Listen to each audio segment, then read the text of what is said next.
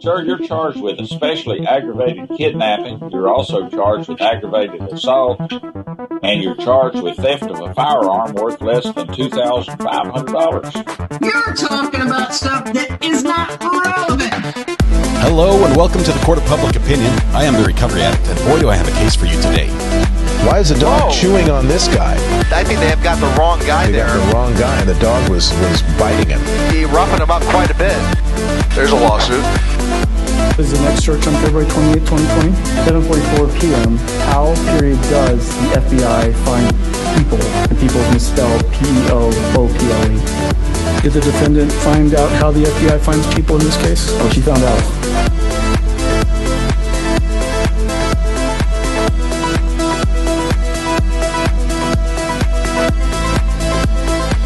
Alrighty. Welcome back to the Court of Public Opinion. I am the Recovery Addict.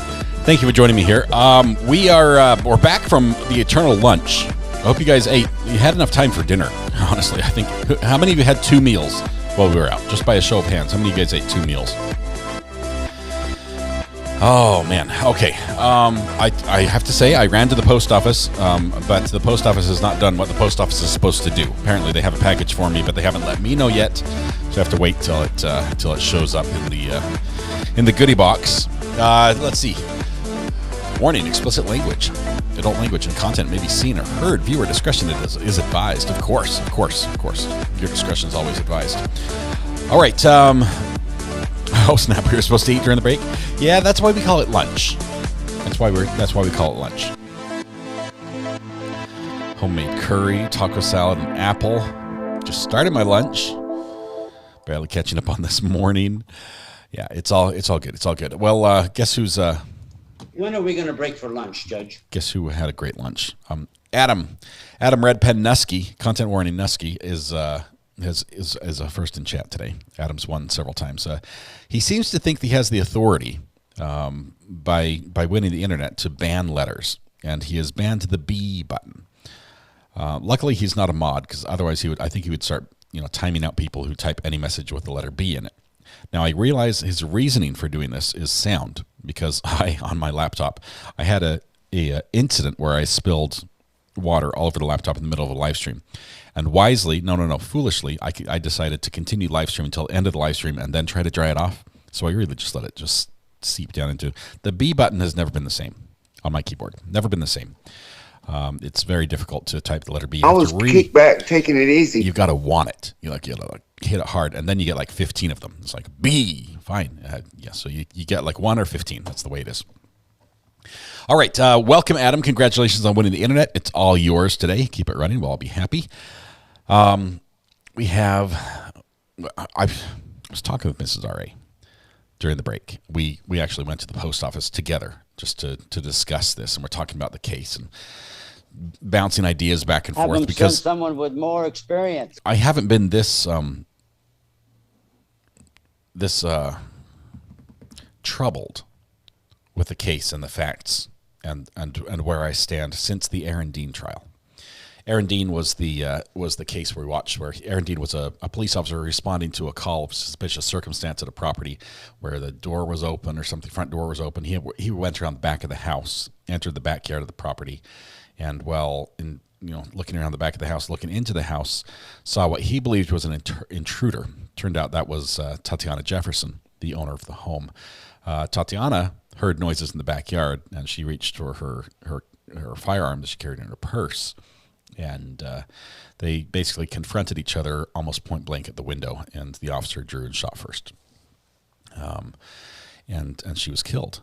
And Aaron Dean was convicted in that case. We followed that here on the live stream. So it's been I don't know. This is another difficult one for me. It's just been a little. Here's what I say. The issue I have with this case is that I've come to the conclusion that for Hannah to draw her firearm, she has to be doing it in self-defense. I don't believe there was any moment where she was in was being attacked.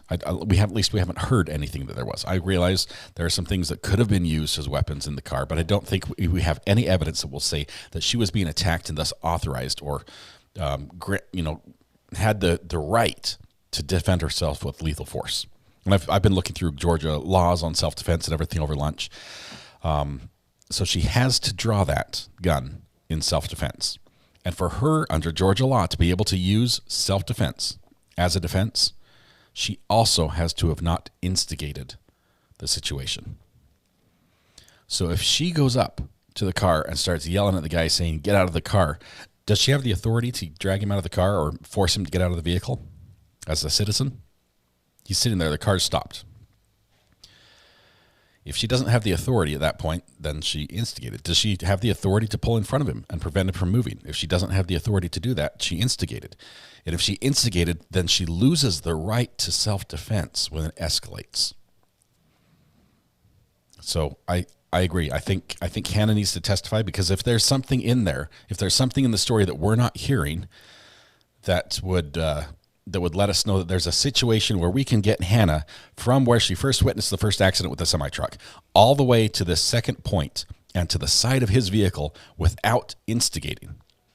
Okay, because there could be fact patterns that allow for that. I think I'm trying to leave space, but she has to be able to get right to that point without having to be the instigator.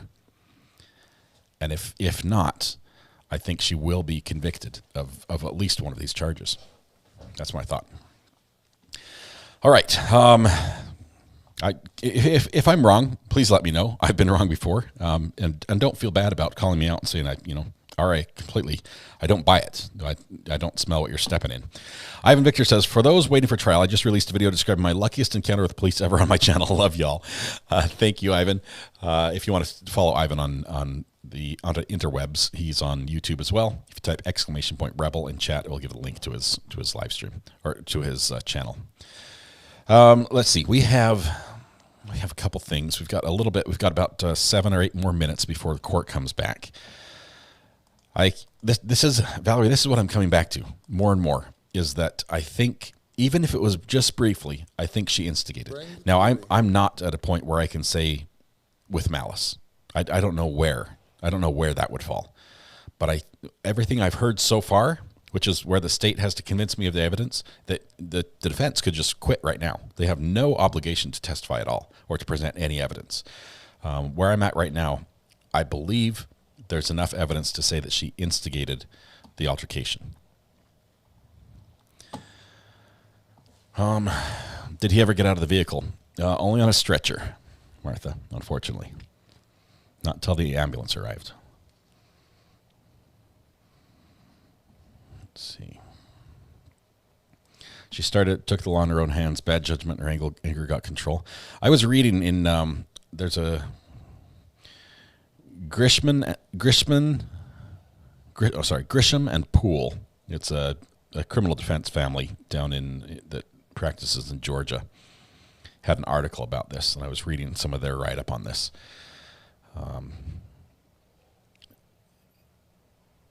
A person is justified in threatening or using force against another person when, and to the extent that he or she reasonably believes that such threat or force is necessary to defend him or herself or a third person against the other. So Hannah has to believe that she's in danger or someone else is in danger of lethal force being used against them.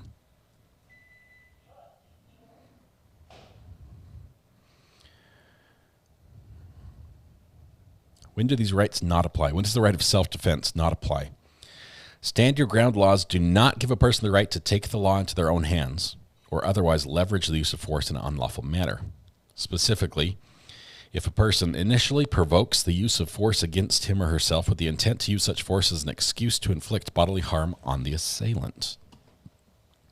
Now, there's a lot of things in here I don't know, so I don't know if she did this with this intent.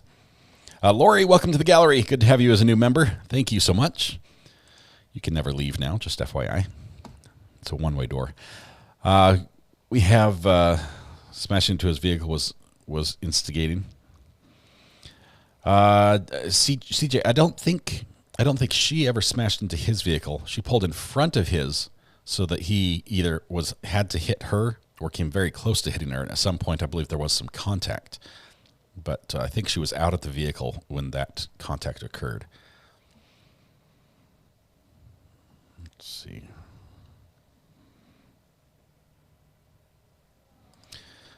The law in Georgia at the time of the incident was the person can make a citizen's arrest if they observe a felony. The victim didn't commit a felony. Yeah, leaving the scene of an accident is, I believe, not a felony. If I was on the jury, I would convict on false imprisonment and stop there. While I understand the law might not be the best. The law might not be that way. Just to think, I don't think she's a murderer. Carmen, I hear you. It's hard for me to look at her and say she's a killer, right? How do you get to that point? I don't throw that around lightly. But she did bring the tool that resulted in death to the scene, and she engaged that tool. Krista, welcome to the gallery again. Look at that. Wonderful. All right. Leaving the scene of an accident is a misdemeanor unless there's grave bodily harm or death, and there was not in this case. If you convict on false imprisonment, doesn't that mean you'd also have felony murder? Well, Ariel, the problem is the problem to just equating the two and saying because we have false imprisonment, thus felony murder. This is assuming that she is liable for the death directly. And she is saying that she did not pull the trigger, that he pulled the trigger. Now, she might be guilty of brandishing a firearm. She might be guilty of crimes along that line. But if he took the gun from her and in the struggle he pulled the trigger, where does her liability end and his begin? I don't know. Can we have a poll if she will testify or not? Usually I say you should never testify in your own self-defense. It's usually a bad idea. But the last time we had somebody who was claiming self-defense, when that was, Dean Cummings? Dean Cummings was the self-defense guy. Aaron Dean was the police officer. I guess he also was sort of claiming self-defense. I don't know. Tough decision. Anyway, we're gonna take a look here at court. We're getting close to rejoining them in just a moment. I think within about 3 or 4 minutes. I will remind everyone, please be kind to each other in chat, even if we disagree, even if we vehemently, wholeheartedly disagree. Let's please be respectful with each other. This is a sensitive and a tough subject, but we can talk about it together and even disagree together without being enemies. We can still be friends. Yeah. Mrs. R.A. says, I'm not on the same page and I haven't beat you up. KRH says, so if she goes up to the car and he's attacking her and she can't get away, she can't use force because she's instigated it, I don't get it. So KRH, here's what I'm saying. If you can get her to the side of the car, okay, to the side of Mr. Herring's truck at the window without her instigating, and I'm saying if you can get her there, I'm meaning if there's a fact pattern or testimony that will tell us how she could get from at the side of the road at the first accident to the side of the road at the second location without her instigating. Okay, with saying, hey, I was following, I was worried about accidents, I was worried he had struck people, he was driving erratically, I was following up there, his vehicle came to a stop, I pulled over to help, I jumped out to see if he was okay, got up to his vehicle and he reached through the window and grabbed me. If you have some sort of scenario like that, where she has no instigating whatsoever, like she's not yelling, get out of the car or anything until she's attacked, then I can see self-defense. But if she shows up at the scene, jumps out yelling, get out of the car, is that instigating? If she jumps out and obviously brandishes a firearm, I think that's instigating. If she's even just the language, I think that could be considered instigating. I don't know. The first thing she said, get out of the car, was that the first verbal thing you had? We'll have to piece the pieces together to see what she said first, because there's conflicting discussion about what happened first. Christy says, I'm a gun owner in Texas, pro-Second Amendment. I'm not thinking acquittal at all. You're responsible for your actions when you put that gun on your hip. She did not have the right to shoot someone. I agree. I also believe that, according to what we've heard, she did not have the right to shoot anyone. But she's not saying she shot someone. She's saying he shot himself. And she said that from the very moment, like seconds after the incident, when she called 911, that's what she said.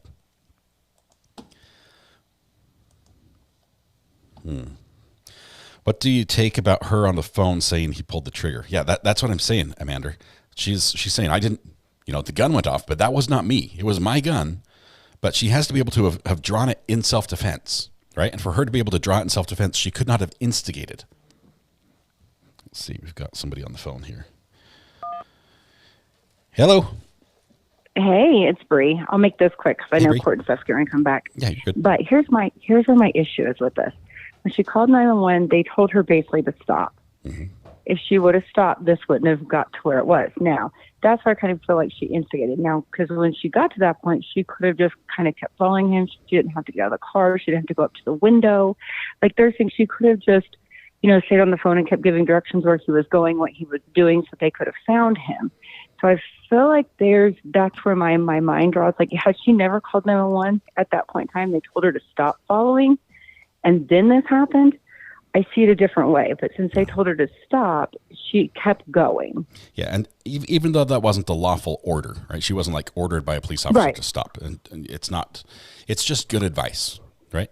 And it's outside advice that she should have listened to, and at least considered and taken. And I think she did listen, she heard it because she responded, and she responded respectfully and said, "I'm sorry, ma'am, but I believe he's going to get in an accident. I'm going to follow until the police can catch up." But really, that was somebody saying, "Look, this could go badly. Don't do it." Because once you start the dominoes tipping over, things can as the movie says, that escalated quickly. Yeah, it can escalate really quickly, and they did exactly. Here. And as much with road rage and violence and things like that happen, you definitely, at least she could have just followed and kind of stayed behind if she didn't. She wanted to keep following for the police to make sure everything was okay. She didn't need to get out of her car. Yeah. And that's where my brain goes with, I believe in being able to carry, I believe in all these different things. So I'm just like, I live in New Mexico. Yeah. You don't get out of the car for anything until the police get here, because you might get shot with road rage that's out here. So stay in your car. Yeah. Nowadays, more than ever, don't try to fix it yourself. Yeah. Yeah. Okay. Exactly. Bree, So I guess that's where my brain goes. Thank you for the great insights. Appreciate that. I think I'm a little bit clearer on this now. Thanks, Bree. Appreciate it. Bye. All right, I'm a little bit more clear where I stand. I honestly had to sit there and look at this, and I said, okay, self, how would you feel if the verdict came back as guilty across the board? And I had to sit there and just sort of put myself in that mindset, and then how would I feel if it came back with acquittal? And to me, this is what it came up with. The issue for me is not that she had a gun with her.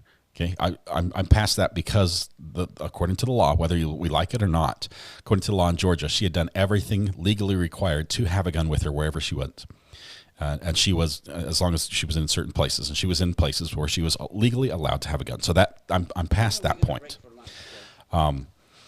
But her drawing that gun requires a certain set of circumstances to exist, and I'm not convinced they did. Okay. Very unfortunate case. I think she had good intentions and her adrenaline was through the roof. She wasn't thinking clearly. I think they'll find her guilty, but maybe give her a lighter sentence. I don't know. Does the jury do the sentence, or is the judge on this one? Let me check.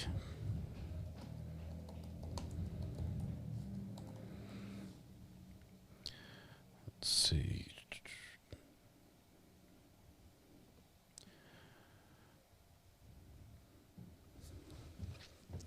The death penalty. We don't have to go that far because that's not being charged.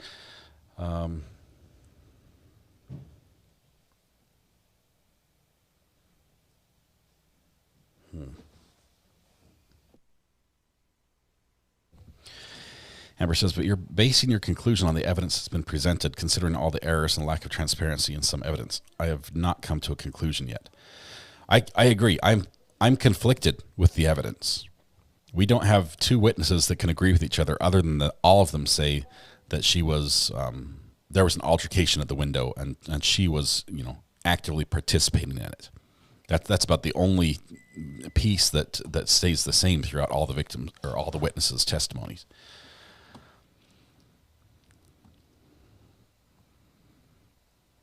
Why was witness so set to record the incident? I think that's just a sign of the times, Lena. It's so many people see something and like, here, let me film this for Instagram or TikTok or YouTube. I mean, you know, I'll point the finger at myself. I've been a cameraman, even working for the news, and you show up on scenes that all sorts of crazy stuff is happening, and my job is to start filming, to roll tape immediately. And while other people are rendering aid and, you know, doing other things, you know, trying to protect safety and route traffic, my job is to get footage. Let's see.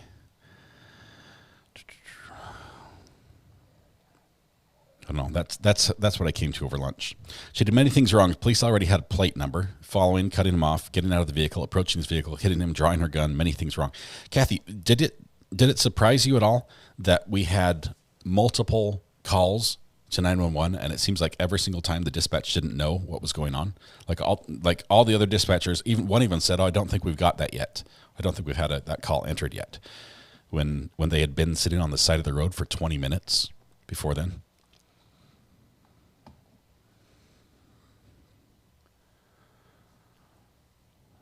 Okay, plea deal was life with parole, and she turned that one down. I think she countered with like 5 years or something.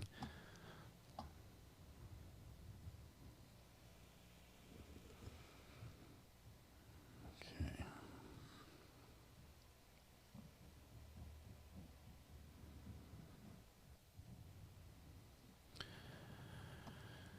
Is involuntary manslaughter even on the table? That would be a lesser included. I think I'm going to make a video about lesser included for you guys. I like the idea. I've actually got some props I want to include for there. What was she going to do if he got out of the car when she ordered him to? All of her actions are so hard to understand.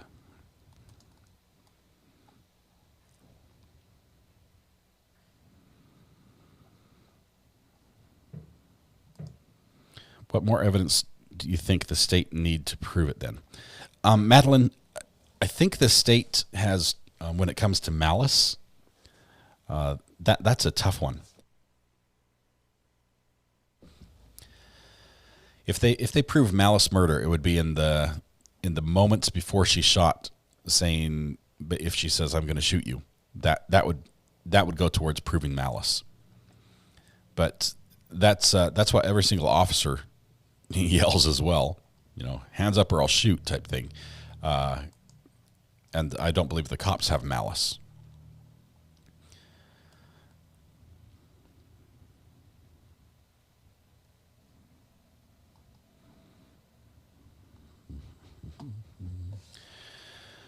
Okay. Tough situation. Really bad. She's the only one that can make all the pieces fit in this puzzle. I agree. I think I'll also say it right now. I think the defense was bluffing. I don't think they're going to have witnesses. It's either going to be just Hannah or nobody. I don't think. I mean, who would he call? He's got one police officer that he has not released yet. That he might call again. Do you think he's going to try to chase down the missing gap in the video with that police officer? Cookie says, I'm good with her actions up to the point of blocking him. At that point, she needed to wait for the police. Stay in the car, basically.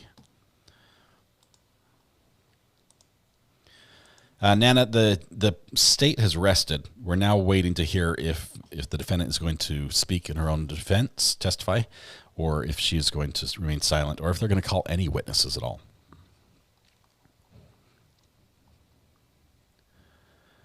What proof do we have that she shot him at this point? Captain Ginner, the evidence we have that can be circumstantial, realize circumstantial evidence is still evidence, is that she has a firearm.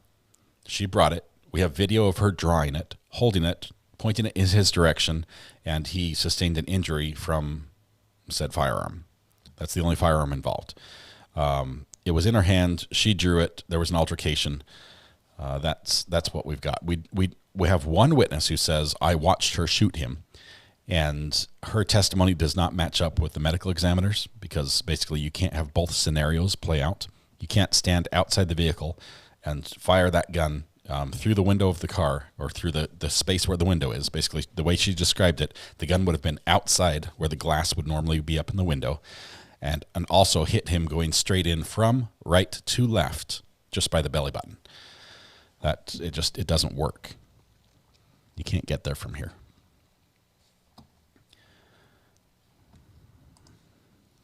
It's much more likely that there was a struggle over the gun with her hands inside the vehicle, probably both hands on the gun, like her and him. Do you know if the plaintiffs have responded to the latest Maya motion? I have not seen it yet. I know they're going to. I think it's due by today, right? So maybe by the last minute today. Let me do a quick check. That would be Sarasota clerk.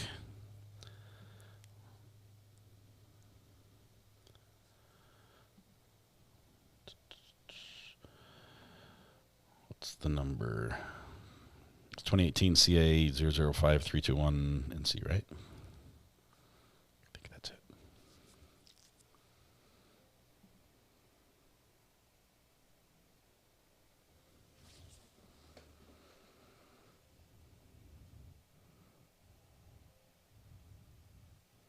It's loading.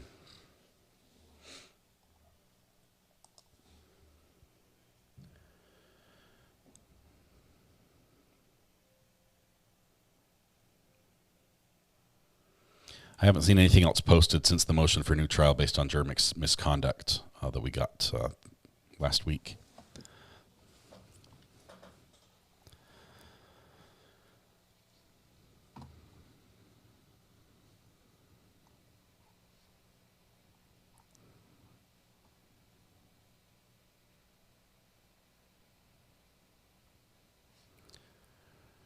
Yeah, the more I'm running through this, I'm finding it harder and harder to have a scenario where she can be at the side of his car without instigating.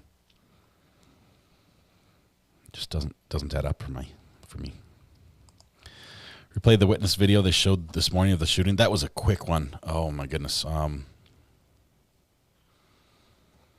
see if I can find that here. Just one second.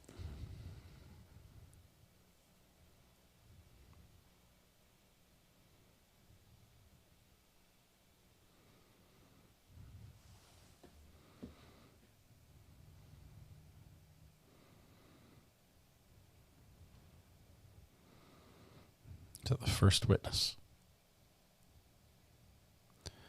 They showed this during the second witness, right? Let's see who's calling here. Just one second. Call from Debbie Joe. Hey, Debbie, this is Recovery Addict. How are you doing? I'm doing well, and yourself? I'm doing great. So here's my question. So if we kind of did a role reversal on this one, let's say she was the one running from the accident and he was the one pursuing her. Okay. He blocks her in. He comes running up to her window yelling and screaming at her. She tries to fight him off. His shirt gets torn. A gun appears out of nowhere, falls from the sky. Right. There's a struggle in the car, and the gun goes off. And he died. And she gets shot. She gets shot. Does it matter whose hand was on the trigger? You're getting at the idea that the person who brought the firearm basically has some responsibility for how it's used. Yeah. Let's say it was your wife in the car and somebody followed her. Yeah. And she's struggling, trying to get away. The gun goes off and she gets shot. How in the world, what scenario ever would make it her fault? Yeah. I don't know. Why do I struggle with this one so much? There's responsibility to gun ownership. My husband has a firearm, and if this had happened in his case, bye. It's been nice knowing you. Have a nice time in jail. Because at no point can I come up with a scenario where it would matter if it was his hand on the trigger or her hand on the trigger. He can't put the finger on a trigger of a gun that didn't exist. If it wasn't there, we wouldn't be having this conversation. He's in no way responsible. Thank you, Hang on just one second. Okay, Judge is back. So thank you very much for the call. I'm sorry about that. Great idea. Thank you. See you in a bit. All right, thanks. Bye. Bye. Okay, I just found the video too. Let's see if I can get there. Okay, I'm going to step back off the bench for a couple minutes to allow one of our jurors to actually get back here. As soon as that person does, I will come back on the bench. Okay, so we're gonna jump to a video from this morning just for a moment, where we're gonna look. This is the video from this morning. And I realize that happens really fast. So we're going to back up here. And it cuts away from it at a key moment as well. Let's see.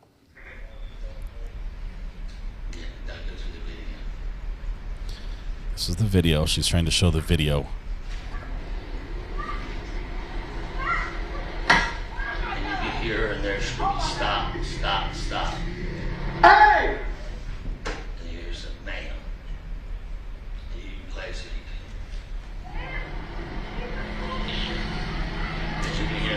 Ma'am, he just pulled the trigger on my gun. You just pulled the trigger.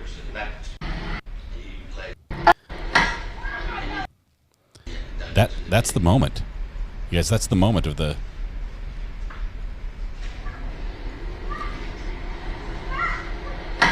Boom. You can hear her and they're screaming, stop, stop, stop. Hey! And here's a man. You place it.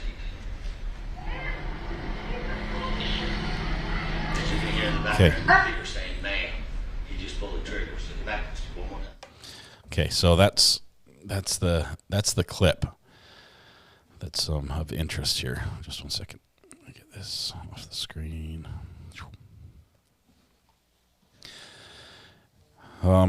Calls coming back in here. Just one second. Hello. Call from Manatee County Judicial Center. Hello, this is Scott. Hi, Scott. My name's Donna Rhodes, and I'm the Public Information Officer for the 12th Judicial Circuit Court. How are Donna, you today? Can I tell you, are you okay with this call being recorded?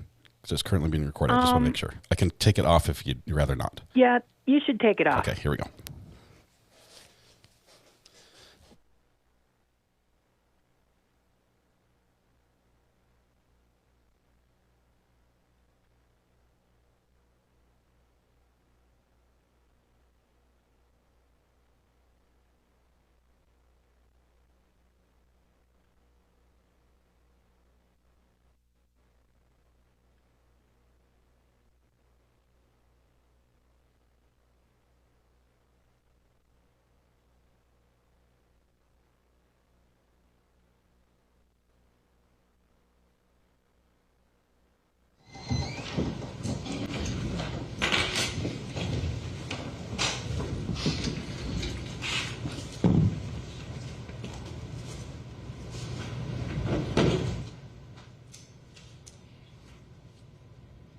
Before we broke this afternoon for lunch, Counsel for Defense had indicated that he would make a decision whether he was going to present any evidence. On Friday as well, I had given the defendant certain instructions as to whether or not she intended to testify. And so the court would like to determine whether a decision has been made.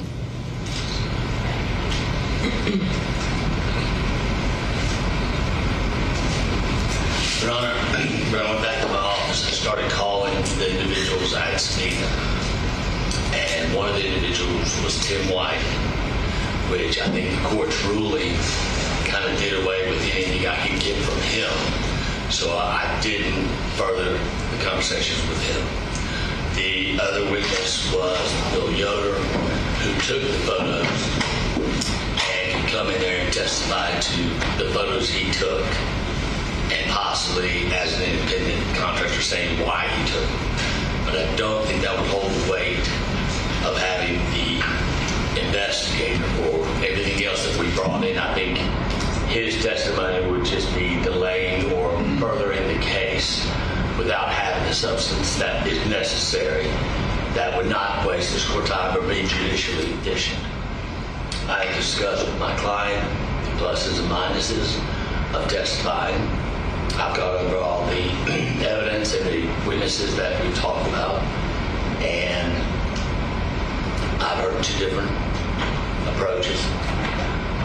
She got very emotional, as you can see right now, and it is an emotional roller coaster ride she's been on. I mean, for 4 years she's had this, gotten ready a couple of times, and her decision, she will testify. She's doing it. She's doing it. She's going to testify. That she literally just made the decision. For her to collect herself, based on our conversations, they were kind of clear cut and kind of harsh, but the reality is this is something she had to make a decision, a tough decision, and she's made it. And if we just give her a minute to collect herself before bringing in the jury. I will give her an opportunity to compose herself. I'm going to direct the questions again so that the defendant, Ms. Payne, will actually put on the record that this is what she wants to do. I understand you indicating that, but she has to put on the record what she wants to do. And I appreciate that, Your Honor.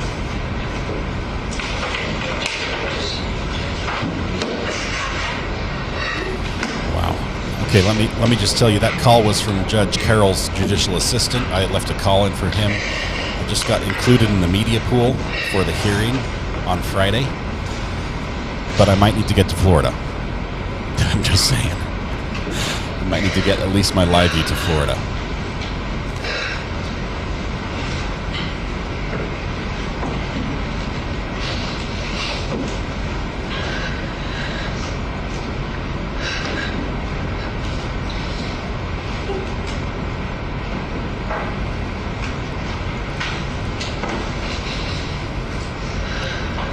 Where's Sarasota County? What are the options here?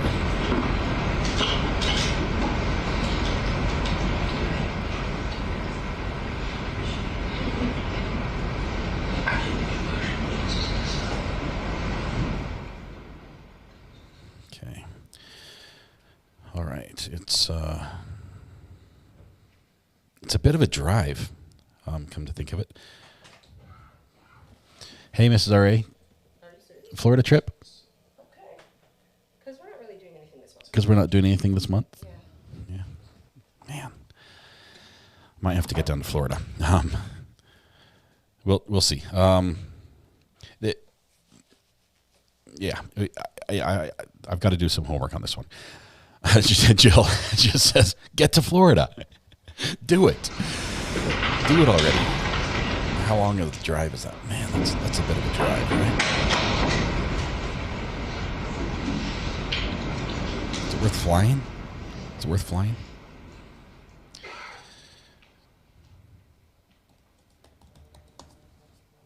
Oh, I think I have a oh, guys.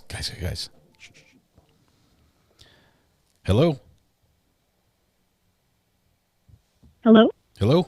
Are you there? Oh, man, it's a recording. Hi, it's Catherine Smith for the National Breast Cancer. It's a recording. I thought it was going to be a prank call. I'm like, guys, this is perfect timing. But no. Okay. Thank you, Jill, for the super chat. Florida airfare ticket. I was going to drive, Jennifer. I don't know if I could afford a ticket. I'm just going to see how long a drive it is. What day would I have to leave? What? Okay.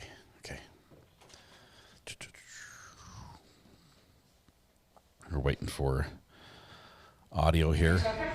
Are you ready?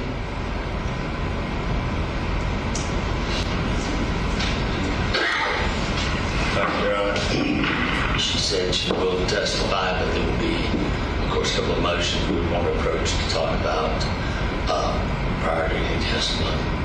Okay, so let me put again on the record so that Ms. Payne can personally respond to the questions. Ms. Payne, do you understand that you have a right to testify? And if you want to testify, then no one can Everybody, prevent wait. you from doing so. Slow the flow here. Thank you for the super chats. Slow down. To testify? Yes, ma'am.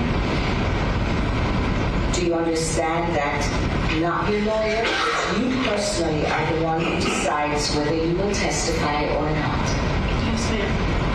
Do you understand if you do not testify, then upon proper request by you, the court will instruct the jury that your decision cannot be used against you? Yes, ma'am. Do you understand if you choose to testify, you will be both examined by your counsel and cross-examined by the assistant district attorney? Yes, ma'am. Courtney, I don't even know how this Do you feel works. that you need any additional time to think about whether you want to testify or not?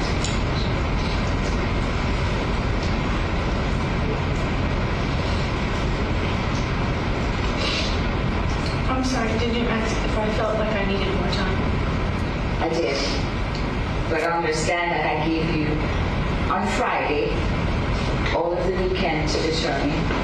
Your attorney has indicated that you intend to testify, and I just need on the record that you will personally place on the record that you want to testify or not. So, do you personally want to testify or not? Yes, ma'am. Yes, meaning? I want to testify. There it is.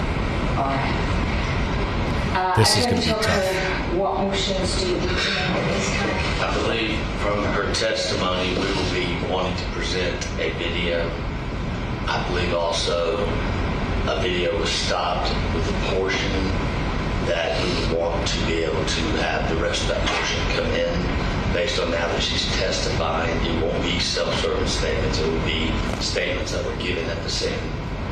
And I believe that the state will want to introduce the video, the transcripts from the interview that occurred at the police station the night of, that there was an agreement not to bring in the written portion of it. But it's kind of, if you show part of the video, I think, once again, it's cutting short, and I know why certain parts of that video should not come in. And I know we had an agreement. Okay. I would just like to... So, can you stop at that point, Attorney Tucker and counsel's approach? Okay, so we have an agreement. We have video that should not be coming in, and now they're saying we had an agreement that not to bring it in. Now we'd like the video to come in because she is testifying. He says because she's coming in and testifying that some of the video that normally would not be allowed in because it's a self-serving statement should be allowed in.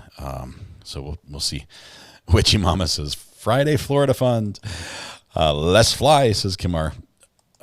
Florida Fund or Fun Fund, whichever works, says Miss Lisa. All right, hold off, guys, hold off. Let me see what I can do here. I need to find out if this is even feasible. I've got people reaching out to me on the burner phone as well, saying I've got information about going to Sarasota if you need it, and of course I do. But hold tight. I need to see what's feasible. 11.5-hour drive. That's a long drive. Florida Fund or whatever else. Appreciate your coverage, Scott. Thank you, Ariel.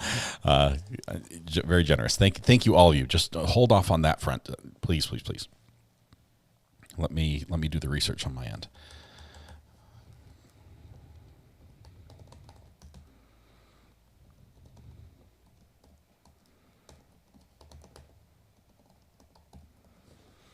Okay.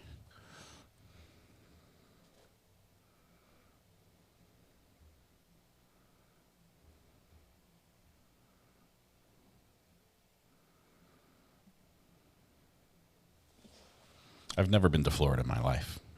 I'm a little nervous. Do you have a PayPal or Venmo that you can post for people to donate funds to go? If we go that route, we could, but hold off now. Let me do all the research first and see. Fly, don't fly, either way. Debbie, you guys are amazing. Thank you. This issue they're bringing up here right now on approach sounds like there was a pre-trial agreement about a video. A portion of a video was allowed in, and a portion was ruled to not to be allowed in. And now defense wants more of that video played, and possibly an additional video as well. So we're gonna see if this comes in or not. This is interesting. It might be a lengthy sidebar here as well. Drive America is big, though. It is. Take the auto train. Let's see, doesn't Dwayne have air miles you can use? He's got like $1,500 in unused travel credits somewhere, Britta. If only someone would call me and tell me about them. Just don't fly Spirit. I'm convinced they named it that because you'd rather be dead. Petrified. It sounds like you had a bad experience on that airline. Oh, man. The issue I'd have is driving around downtown Sarasota County, at the courthouse, finding my way around. I almost need a guide. That's my problem. See, I know everyone makes fun of Spirit. The most pleasant airline experience I've had took me from Detroit to Denver for 23 and got me there 30 minutes early. $23. Woo! That's a steal. You can't watch TV for that price. Yes, Lily Wayne, give me just a minute to figure this out.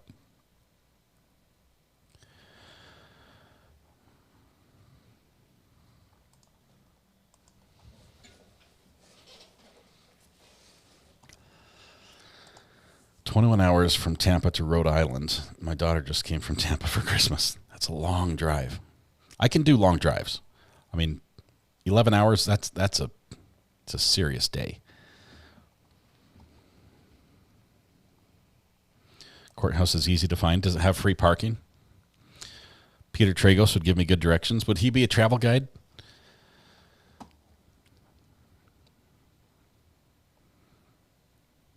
Reach out to Dr. Joe with the good hair. He's got a live stream tonight. I think he's going to be there in the courtroom. Fun little fact though, if I'm live streaming this, I may not be able to be in the courtroom. I might be in the courthouse, but not in the courtroom. Don't drive, fly. It's the end of the year. People have airline miles to use.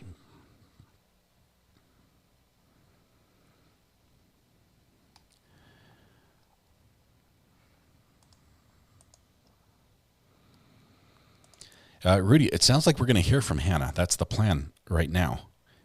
So this was a very emotional decision for her, and she has more so today than any time before. But every time she has listened to a recounting of these events, she's become emotional to some extent, and it's she's either teared up or looked down or just had a little bit of emotion.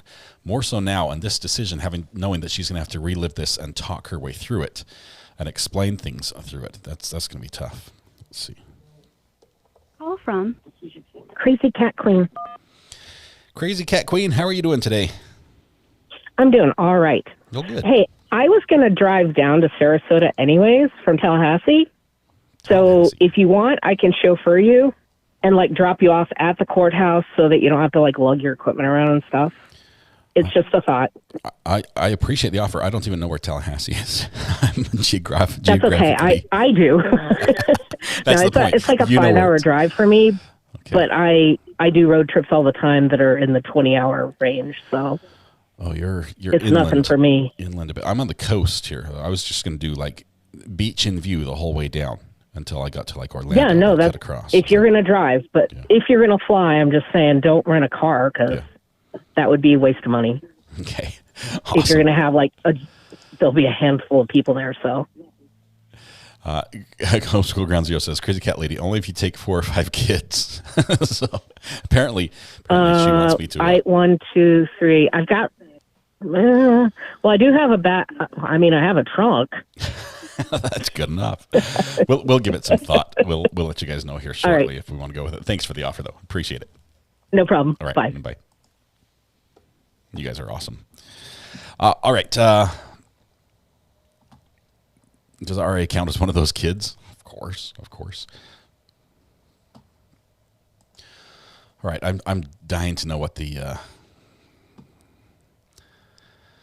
sidebar's saying here. Let's see.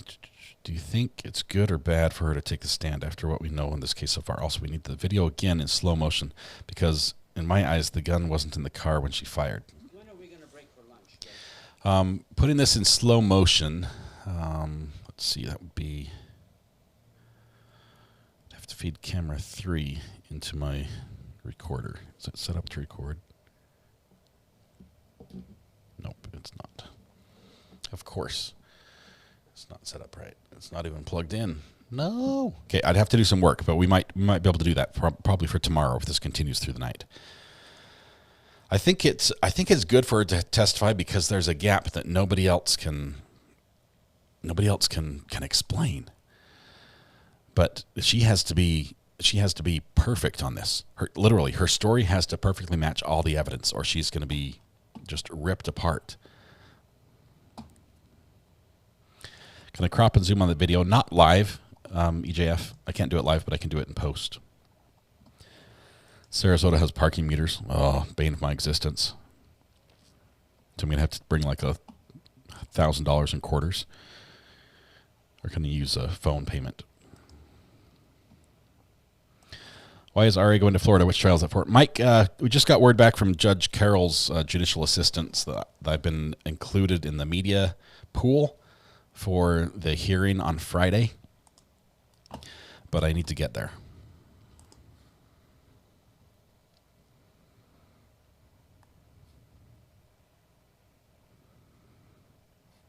Does the jury get the audio and video while deliberating or only use their memories? I believe they get the audio and video as well. They'll have all the evidence that's been admitted. Jury will have a better view of the video. Yes, but they're not going to have it slowed down.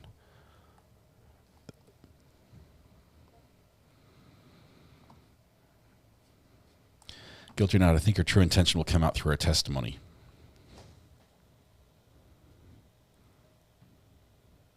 Courthouse has a free parking garage. Oh, this is good news. Great news.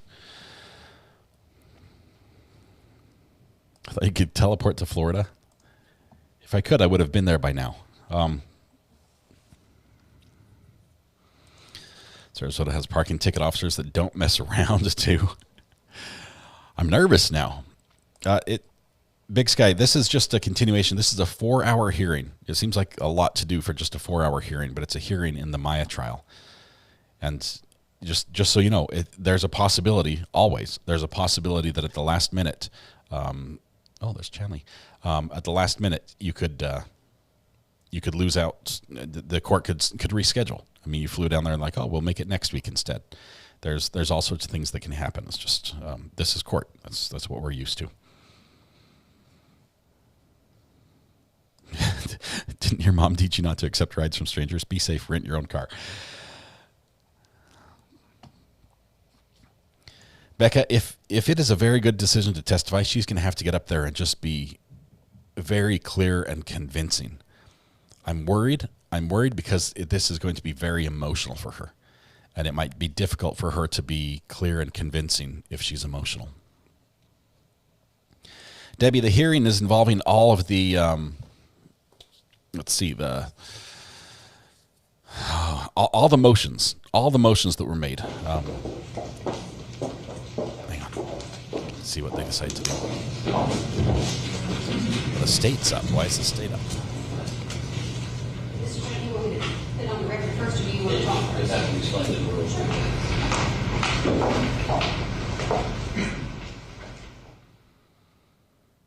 Okay. He's explaining to his client basically the outcome of the discussion here and how it went down. Polycare says, had to work, so I missed all this one. Did R.A. was saying the bullet went through his stomach and lines up with a shot from inside the car? SC for Florida. Polycare, here's what we know.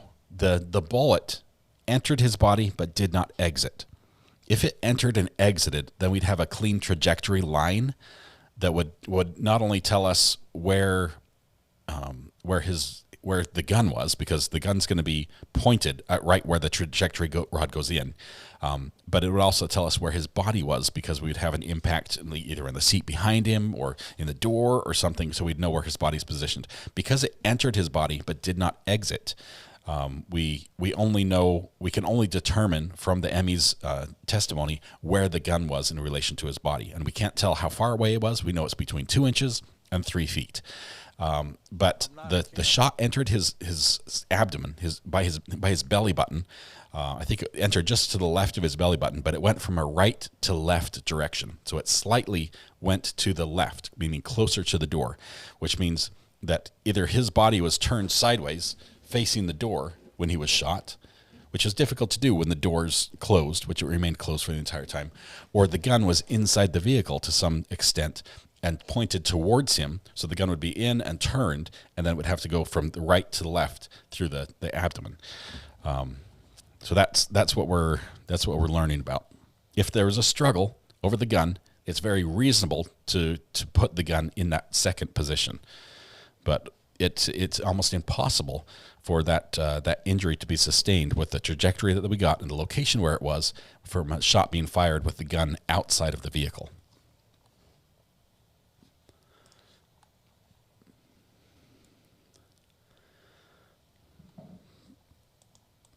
Yeah, Lee, this is tough. Judge Carroll wants to meet me. I'm going to be in another room. That's all.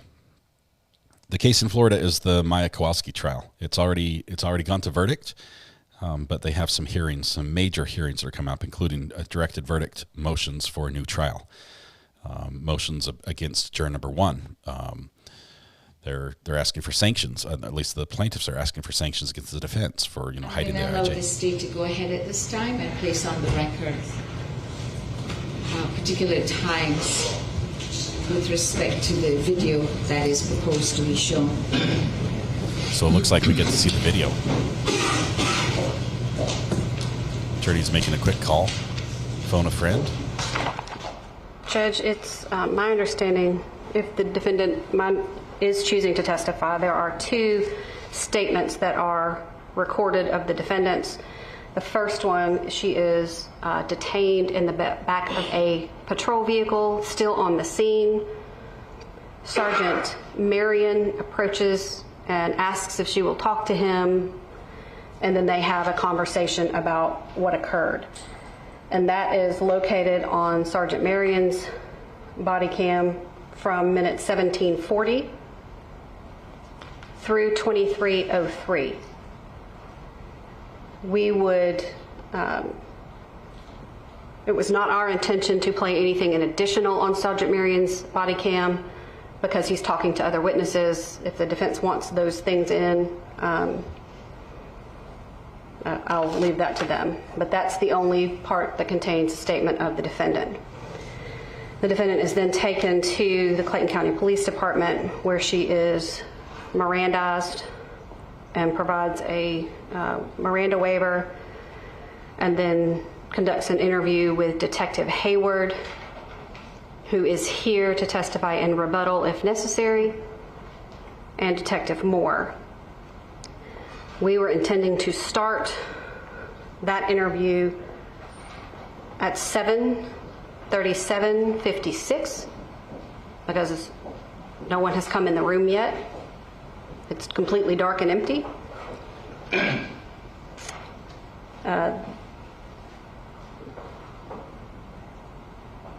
And then the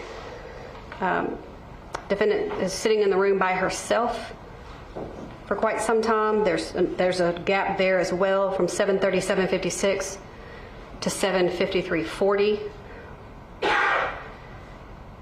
And the state would move that forward, but again, because she's just sitting there. However, the state is requesting to play 7:53:40 through 8:01:00 because the defendant is in the room removing her long fingernails, and that is recorded. After that occurs, from 8:01:00 until 8:48:30, the defendant is alone in the interview room.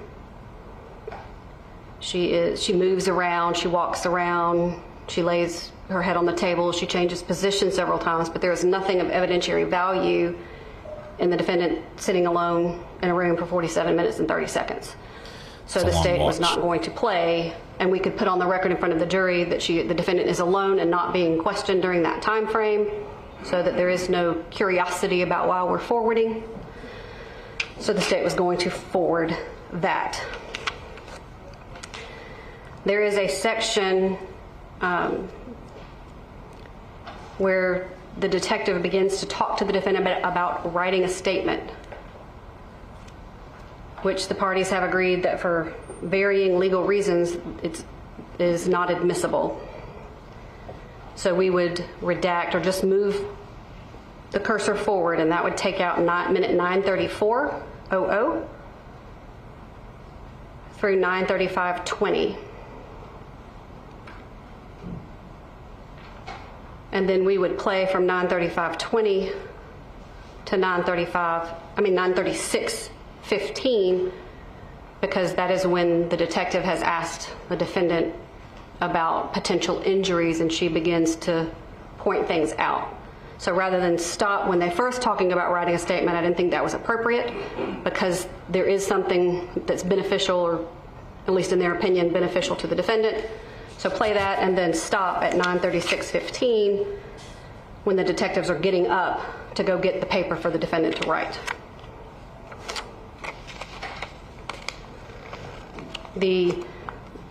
I don't know if I need to place on the record the reasons that we're stopping. I think we've talked about it a little bit. But at some point, defense counsel enters the room while the defendant spends some time just sitting there writing. Defense counsel enters the room, and so there are some comments that he makes to her that we believe would inflame the jury, and they are inappropriate to play, because he actually makes a comment about what he believes about what she's written. Your this is attorney-client privilege, what she's disclosing here, and I don't think it's appropriate to disclose it to the court or to the other court. Okay, so there was an agreement that certain portions would not be played, and we've had this conversation determined, so we can stop. But there's reasons that it's stopping based on that. I mean, he's being recorded, so it's not attorney-client privilege. He acknowledges he's being recorded, so it's not a private conversation. However, that is the reason that we're stopping it, is because defense counsel enters and there's conversations, and so we just believe You stopped it because it was the attorney-client. safest route, and counsel agreed with that, is to stop it at 9:36:15. Okay.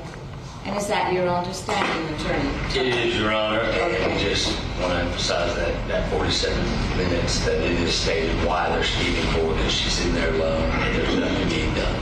Right, that's fine, and that will be explained to the jurors. And if it makes counsel feel better that there are, you can just say there are sections that where nothing's being said, that we're going to forward through, and that they should not speculate or consider what's not played. That's up to him. What's charged? Yes, Attorney Tucker can be allowed to say that to the jurors to explain. Okay. Are we ready at this point?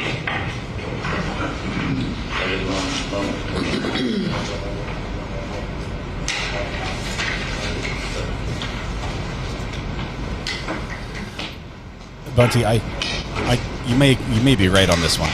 I do know it's a 1/4 inch difference from the front to the back, so it's almost straight, but I might be wrong. Thanks for the clarification.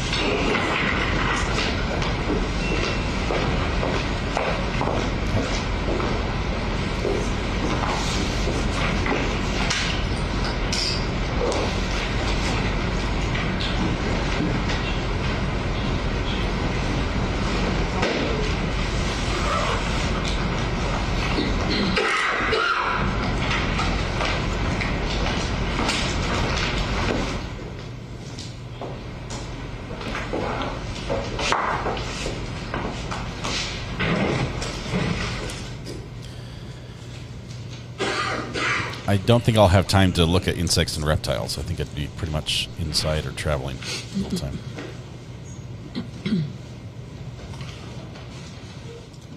Flying roaches. I just need a hotel room that doesn't have them. That's it. That's all I ask. Libby says, I think it's a bad idea for her to testify, but also don't think she really has a choice in this one.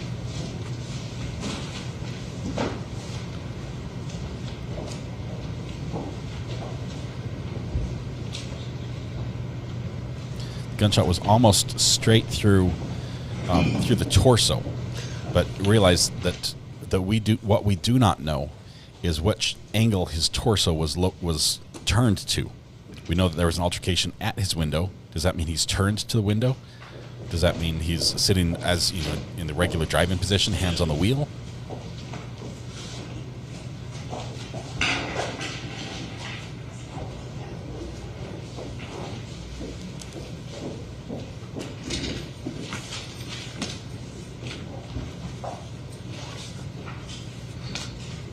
Okay, I'm going to go ahead and bring the jurors back in at this time. I believe, Ennis, if you would. Thank you.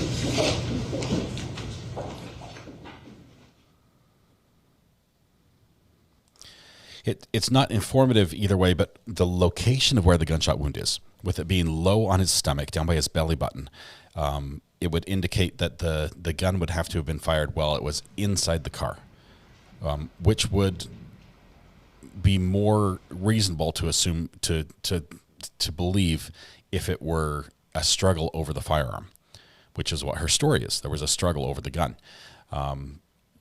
The story where they say that she stood outside the car and fired through the window at him, it just doesn't make sense, because his butt would have to be like a foot off the seat at the time.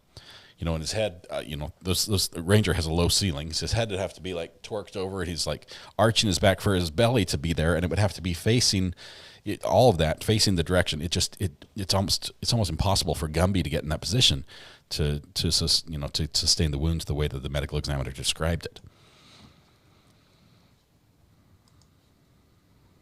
There is stippling. The firearm was as close as 2 to 3 inches, but it could have been, stippling could occur closer. We also know that the bullet passed right through his lanyard, like a lanyard pass, a building passer.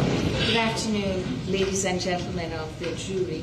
At the time that we broke for lunch, the state had rested, meaning it had concluded bringing all the evidence it intended to adduce in this case. At this time, I'm going to inquire of the defense if they intend to call any witnesses. Attorney Tucker? Yes, ma'am. I do plan to call Ms. Payne to the stand. Okay, you may.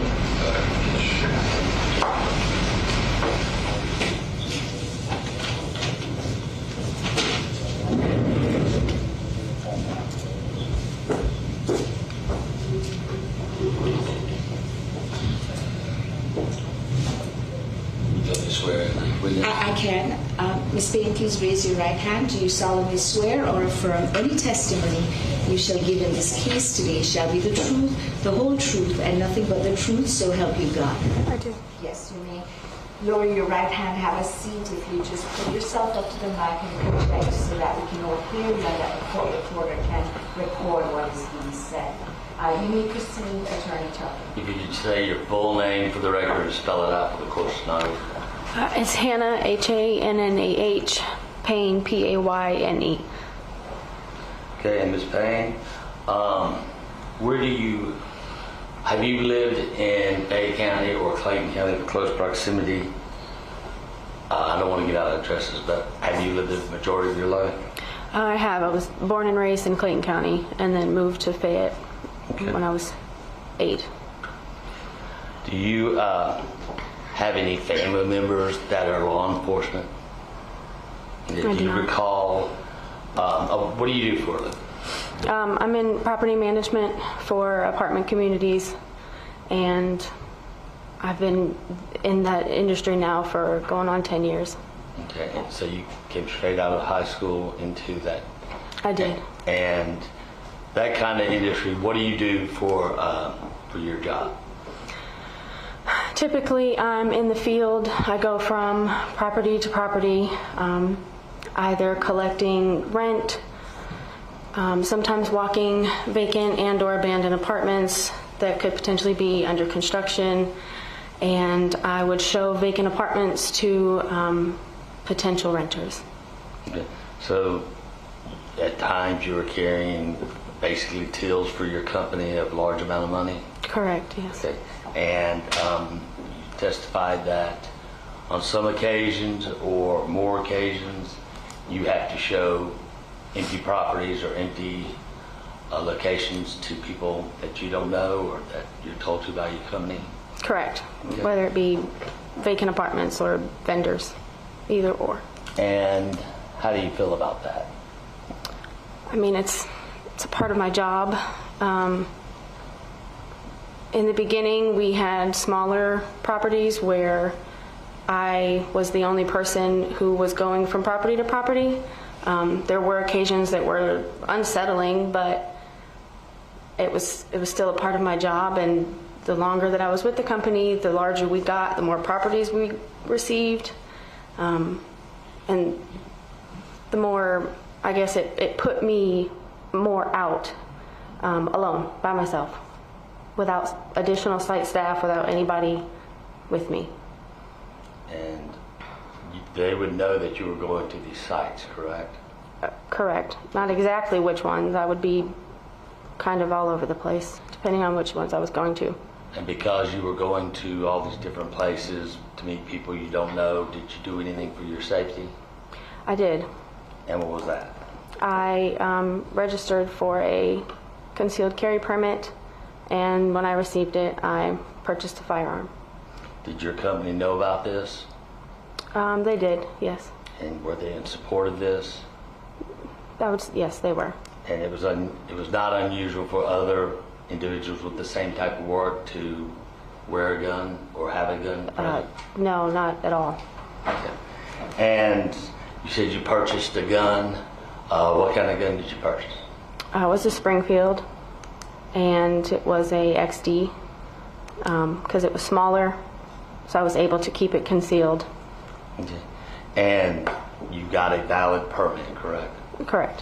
What else did you do to help make sure that carrying a permit or carrying a gun on your side would be safe? I would go to the shooting range, and at different shooting ranges they offer kind of like a variety of options, including self-defense kind of classes, or tutorials rather. And did you ever take one of those classes or tutorials? I did. And which one did you take? It was a while ago, so I wouldn't be able to tell you exactly, but it was a self-defense training course. Okay. And in this training, what did you learn from what they were teaching? Just how to properly store your weapon, how to properly remove your weapon, how to make sure that your safety when doing so doesn't cause accidental discharge. And they would explain how when you pull your weapon out, that the way you hold it is determined based on what you're ready to do. In other words, you keep your index finger on the slide until you're ready to pull the trigger. When you're ready to pull the trigger is when you put your finger into the trigger guard. Right, now when you say the slide, is that the top portion, the side portion, or is it a combination of both? Like the side. Okay. How your hand would just rest. And is that all that they were training for at that time? For the most part, yes. Okay. I mean, they taught us, how to load or unload and smaller things like that, but... Have you ever had a accidental discharge of the firearm while loading or unloading? No. Okay. And did you commonly wear this weapon? Every day. Where'd you wear it? On my person, you mean? Mm-hmm. I had a holster that went inside of my pants, and I wore it on my front right hip. Was that visible to individuals? No. Okay. And did you do that purposely? I did. Okay. And do you recall May 7th of 2019? I do. Prior to that day, have you ever had to draw your weapon or find yourself in a position where you would need to? No. Okay. So on this May 7th, of course, you've been hearing these stories. Could you tell us what happened on that day? I can. I was on my way home from work, and I was coming up to an intersection where the light had just turned green. As I was getting ready to turn left, there was a semi that was turning right. Someone ran the red light, and I watched him run right into the tractor trailer. Okay. I pulled off to the side, and I got on the phone with 911 just to give an account of what I had noticed. I had assumed that the truck driver or someone else that was involved had already called, and they hadn't. And if I could stop you right there. You said that you pulled off to the side. Whereabouts? I pulled up onto the curb, Okay. right through the intersection. And why did you do that? I wanted to get out of the lane of travel. Okay, so there was heavy traffic that day? It was pretty steady. Okay. And is that where you called the 911? It is, yes. Okay, and then what did you do? After I got on the phone with 911, I was kind of explaining everything that I saw, and I started to walk over to the truck driver because I noticed that there was someone else who had witnessed it, who pulled off to the side. And if I'm sorry to interrupt, you said you walked up to the truck driver. What was that driver's name? I believe it was Mr. Kimball. Okay. All right, go ahead. So I walked over to the truck driver, and we kind of just were conversing, asking, I don't even know what happened, and he just was confirming that we did have a green light. So I noticed that someone else had walked over to the other vehicle that was involved and was checking on them. After talking to Mr. Kimball for a while, he was on the phone with his dispatch the entire time, and so I was kind of relaying everything that happened so that they were able to hear it from me and not just from him. Relaying it to whom? To his job. Okay. So his supervisor, I would assume. All right, so you're speaking with him, relaying to the dispatch about what was going on, confirming the light was green for him. Correct. And then what else happened?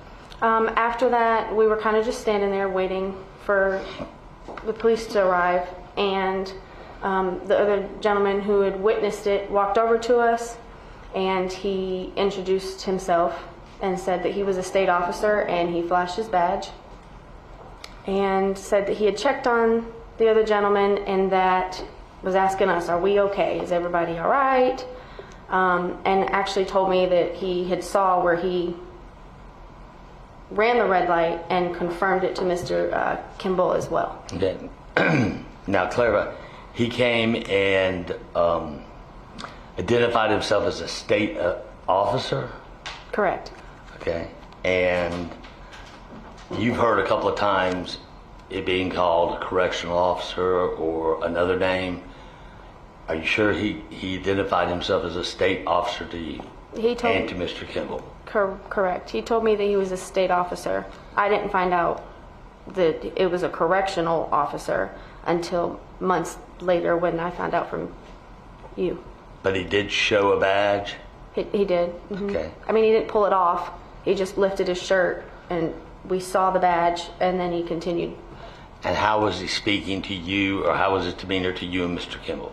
He was trying to make sure everyone was okay, making sure that we kind of stayed over here and that anything that, we could remember that happened, we were kind of going over it with him. But he seemed to be comfortable with the situation and making sure that all of us felt comfortable, I guess is the best way to explain it. Okay. So your voice on the 911 appeared to be kind of calm, and so that was the tone or how you perceived everybody's tone as this was continuing on? For the most part, I think that me and the truck driver were kind of more calm. The officer, the way that it was kind of like he was, I don't know any other term other than kind of hyped up. Like he wanted to make sure that he was in charge in a way. Okay. And what else did he state while you were sitting there waiting on the police to arrive? Well, me and the truck driver were curious because we didn't know what had just happened. It seemed obvious that he ran the red light. So we were asking him if he was okay and if there was something going on. And he said he's okay, but he said he's definitely inebriated. Are you sure that's the word he used? I'm positive because it prompted both me and the truck driver to reply simultaneously saying, "Do you mean he's drunk?" Okay. And did Mr. Kimball's dispatch hear or overhear that conversation or hear the conclusion? I'm not sure, to be honest. Okay. So the state officer said that, and it kind of sparked yours and Mr. Kimball's attention. What happened next? Afterwards, we're still standing around, probably another maybe 10 or 15 minutes now, additional from the original 10 minutes or so. And me and Mr. Kimball are continuing to speak, and the state officer had walked back over because at this time the guy in the truck had got out of his vehicle. Okay. And when he got out of his vehicle, did the state officer address him? He did. And what was said? He was just asking him what was he doing, and where are you going? To come out of traffic, because his truck was still in the lane, so there were still cars that were passing, and he was just basically trying to make sure you need to just come out the way and stay out of traffic. So from your perception, the state officer was remaining calm, trying to direct. At that time you didn't know, but now you do know, Mr. Herring, to be safe and get out of harm's way, correct? Originally, yes. Okay. And then what continued from there? I couldn't hear what they were saying, but he kind of started walking around, and the officers started following him around the vehicle, and you could see him having conversations, but again, I couldn't hear what they were saying. And when you said walking around where? His truck. And just in that proximity of just his truck? Yes. Okay, sorry, continue. So after he was walking around for a little bit, he kind of started, he being the state officer, started to walk back over to us, and he was kind of just giving us this look like this guy is, there's something that's up. And before anybody could ask, or either of us could ask him what he meant, he walked back over to him. I was actually on the phone with my family when I was on my way home from work, which I hung up to call the police. So during this time is when I took that opportunity and I kind of walked back to my vehicle, and I was on the phone. I called my family back to let them know what was going on. And it was to let them know what's going on, or let them know that you were safe, or? Correct. Okay. And is that when you made this second call, the 911 call? It is. I noticed from a distance that it was getting more tension, I guess. Couldn't hear the conversations, but I could see the hand movements and the gestures between the two of them. Again, I don't know what he was saying, but it was almost like he's trying to explain to him something, which is when I told them, I'm going to call you guys back. I'm going to call the police back because something else is going on, because he started walking towards his vehicle again, like the driver's side at that time. And when you called 911 the second time, was it kind of the same manner you did the first time? It was. I was just basically explaining to them what it looked like was about to take place, assuming and hoping that they would say, okay, well, we actually have an officer. He's literally right there. Given the time frame, I would have assumed that someone would have been there by then. Okay. How many accidents have you seen before this one? I mean, passed on the road, a few. Witnessed firsthand, none. And have you ever been in an accident yourself? No. Okay. So this is the first time you're encountering any kind of accident really firsthand or close by? Yes. Okay. And you get back on the phone with 911, and what occurs then? I'm explaining to them what I thought that we had learned was that the driver who had caused the original accident was potentially drunk. And that came from what the state officer said? Yes. Okay, go ahead. And as I'm explaining it to her, I noticed that's when he completely gets in his truck. He starts trying to turn it on, and you can hear him like revving it to get it to turn on, which I think that all of us were shocked that it even turned on to begin with. And that's when he started to drive away. And you said you were shocked. Why were you shocked that it started back up? There was fluids everywhere. It was smoking. It was damaged. Was there a major impact? There was, yeah. I mean, the entire tractor trailer just shifted and rocked when he hit him. And you don't know what speed he was going through the red light? I don't. Okay. But you did see the effects it had on the 18-wheeler? Mm-hmm. Okay. And then you are on the phone with 911. You see him jump into his vehicle, revving it up. And what happens then? I'm just basically just telling dispatch that that's what's happening. I am explaining to her he just got in his car, and she asked me if I was able to get the tag number as he's pulling away. Were you able to get the tag number? At that point, I wasn't, no. Did it appear anybody had gotten the tag number? No. And they were just trying to get out of the middle of the road. So people were trying to get out of the way. Was anybody screaming, get the tag number, or?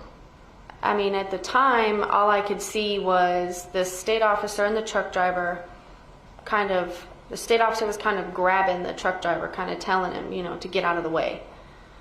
Where was this truck driver standing? They were, so if this was the lane where they were turning and the truck was kind of partially turned, they were standing at the middle part of the intersection, which would have been middle part of the tractor trailer, which is kind of in front of Mr. Herring's vehicle. Okay. Did it ever appear that any of them might have been in jeopardy of being hit when Mr. Herring was starting up his vehicle? Initially, it's not the first thing that came to, I think, anybody's mind. But then once he started revving it and just kind of took off, then yeah. Okay. And then what happened? So I'm explaining to the dispatch what happened.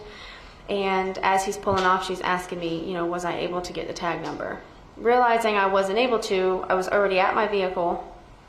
And I completely got in my vehicle and went to go pull off. Okay. And at that time, the truck driver and the state officer was still standing over in the street, and he started waving me over, like calling me towards him. Okay. And when you got up close to him, what happened? I asked him, did he go straight? And he said yes. And he's telling me, he said, go. So at that time, you were under the impression that he's a state officer sending you to get the tag, and 911 knows that you're on the way to get the tag. Correct. Right. And when I was in my vehicle, when he was waving me over, his motions it was almost like he was waving me on. So when he brought me up, when I got up to him, is when he told me to go. Okay. And he said go, or did he say something else, or? No, he just said, good, go. Okay. All right, so then now you're going in the direction they pointed you, and you're on the phone with 911.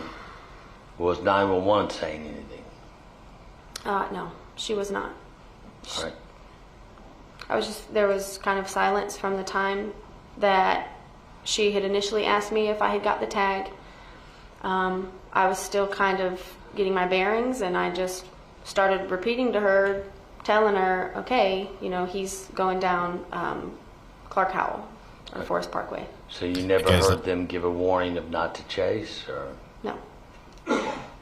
And let's just listen to the testimony. Let's see where it goes. You were talking over it, or you just didn't hear it, or? No, I was explaining to her as we were going down the road. I'm explaining to her what's happening, and from how I remembered it, she asked me again, so were you able to get it? And I explained to her, not yet, but I am about to. And that's when she told me that she just wanted me to be safe. I told her that I understood, and that I wasn't chasing. I was just going to follow, to stay behind him, to stay with him until the police officer could get to us. So I was able to kind of accurately, basically just keep them in the loop since they obviously weren't there yet. Okay. So your impression at that point is that you're just going to get the tag and then hopefully that'll be it? You just report the tag? Correct. Okay. And did 911 ever come on and say, hey, we've already got the tag from somebody else? No, she never did. Okay. So as you're getting up close to get the tag, what happens then? As I'm getting closer, I explained to her that I had the tag, and she basically tells me that this is the way that I interpreted it, was that she wanted both of us to go back to the original accident site because police should be there by now. All right.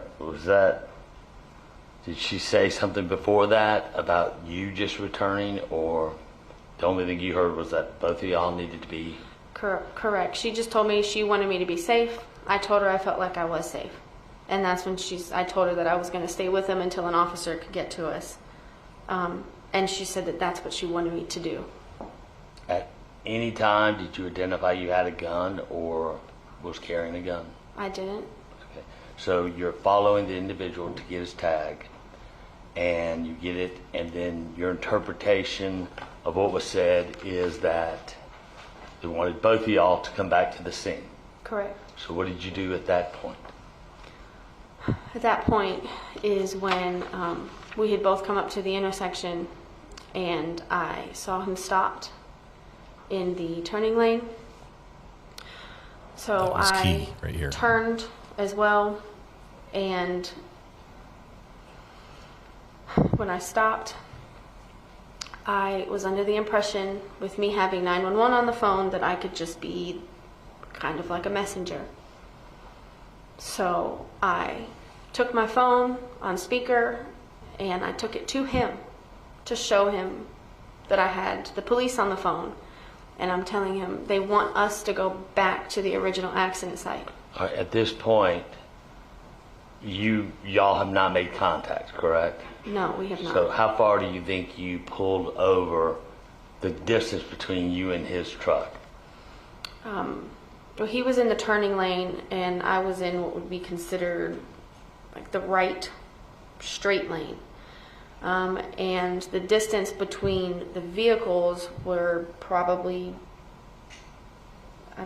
maybe the width of this table. But there was no contact, correct? No, there was not. Okay. And did you have any fear that something was going to happen by walking up to him with the phone? I didn't think I had anything to fear. I assumed that having authorities on the phone, explaining that to him, that would just mean, okay, we'll go back. Because you had not heard what the interchange between him and the state officer, correct? I had not, no. Okay. And as you approached him with the phone, how did you have it in your hand? I had it on speaker, and I was kind of holding it like in my palm, with it kind of resting in my hand, just like facing him, so that he could see it says 911. Now you mentioned that he was in turn lane and was stopped, correct? Correct. Did you cause him to stop? I did not. And why would he be stopped in that lane? The only thing that I could think of was either he was merging and his vehicle finally gave up, or that okay, so the way that the lanes merged, I was assuming that he was either waiting for traffic, but then getting up closer, you can see all of the liquid like underneath the vehicle. You can see the truck is smoking. Okay, and you said earlier that it might have just finally exhausted. Correct. Okay. I mean, and even when we were back at the original accident site, the state officer and even the truck driver, but they were adamant that they don't understand how this truck has it just kind of blown, was how they were describing it. Okay. So your intent to walk up with the phone, tell them, hey, the police are on the phone. What happened then? I was walking up to him, and I am explaining that I'm on the phone with the police and that they wanted us to go back to the original accident site. It's loud. We're near an interstate. It's a busy road, and I can't hear what he's saying to me. But as I got closer, I heard him asking me, "Who the F are you?" And I told him that I was nobody, but that I had the police on the phone. And that they wanted us to go back to the original accident site. Okay. So you'd explain that to him. Did you have the phone close to you? Did you have it away from you? Where was the phone? It was kind of not extended, but partially of the way. Okay. And what happened then? Apparently I was close enough for him to reach out the car, and he knocked my phone out of my hand, and he grabbed me by my wrist, and he pulled me into the vehicle. Okay. Now, you said apparently you got too close to the vehicle. Did it appear to you you were too close to the vehicle, or? I wasn't thinking that I needed adequate space to stay away from him or anybody or anything. Okay. And then you said he knocked the phone out of your hand. Yes. And then he grabbed you. You said one was on your wrist, and where was the other hand? And originally he had just grabbed my wrist, and he had pulled me in the car, and at some point my shirt had gotten grabbed. Okay. And he... Go ahead, I'm sorry.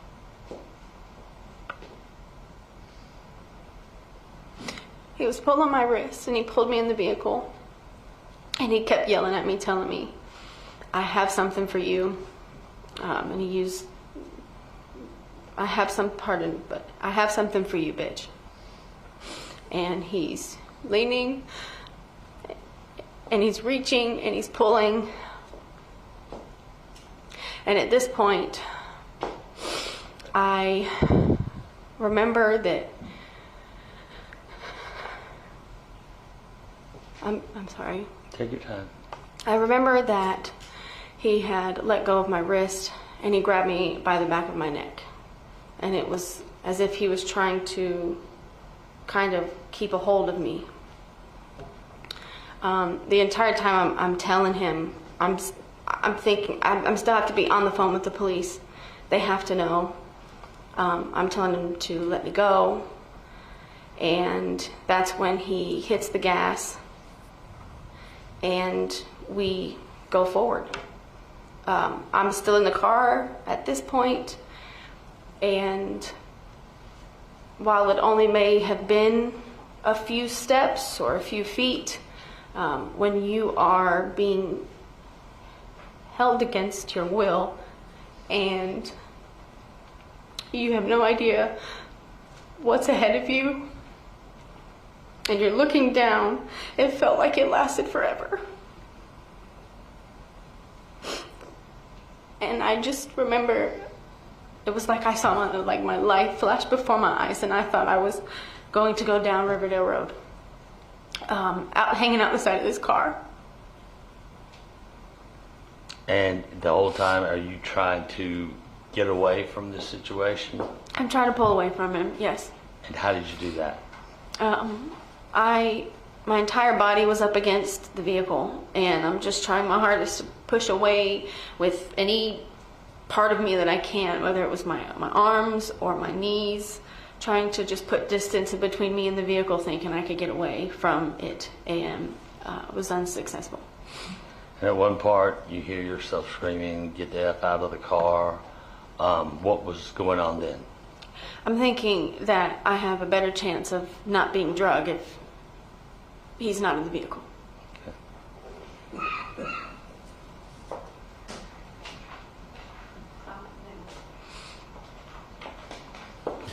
Guys, I need you guys to be respectful here in chat, okay? If you can't be respectful, let's just take a break from chat.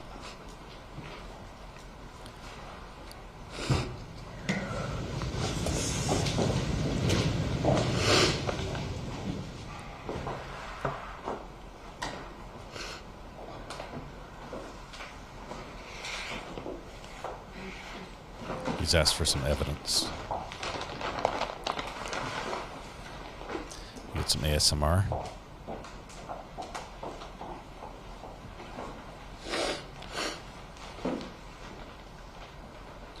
What I hold here is a bag that's been labeled with evidence that we're going to call it defense exhibit number 39, 38, 39. Okay, and as you can see, it's been sealed and not open. At this time, Your Honor, I'm going to approach the witness, although I'm not sure until I open it, she can identify it. But do you see the writing on this right here? This might be her shirt, the torn shirt. Yes. Okay. Does that identify a article of clothing? It does. Okay. And at this time, I'm going to open the evidence.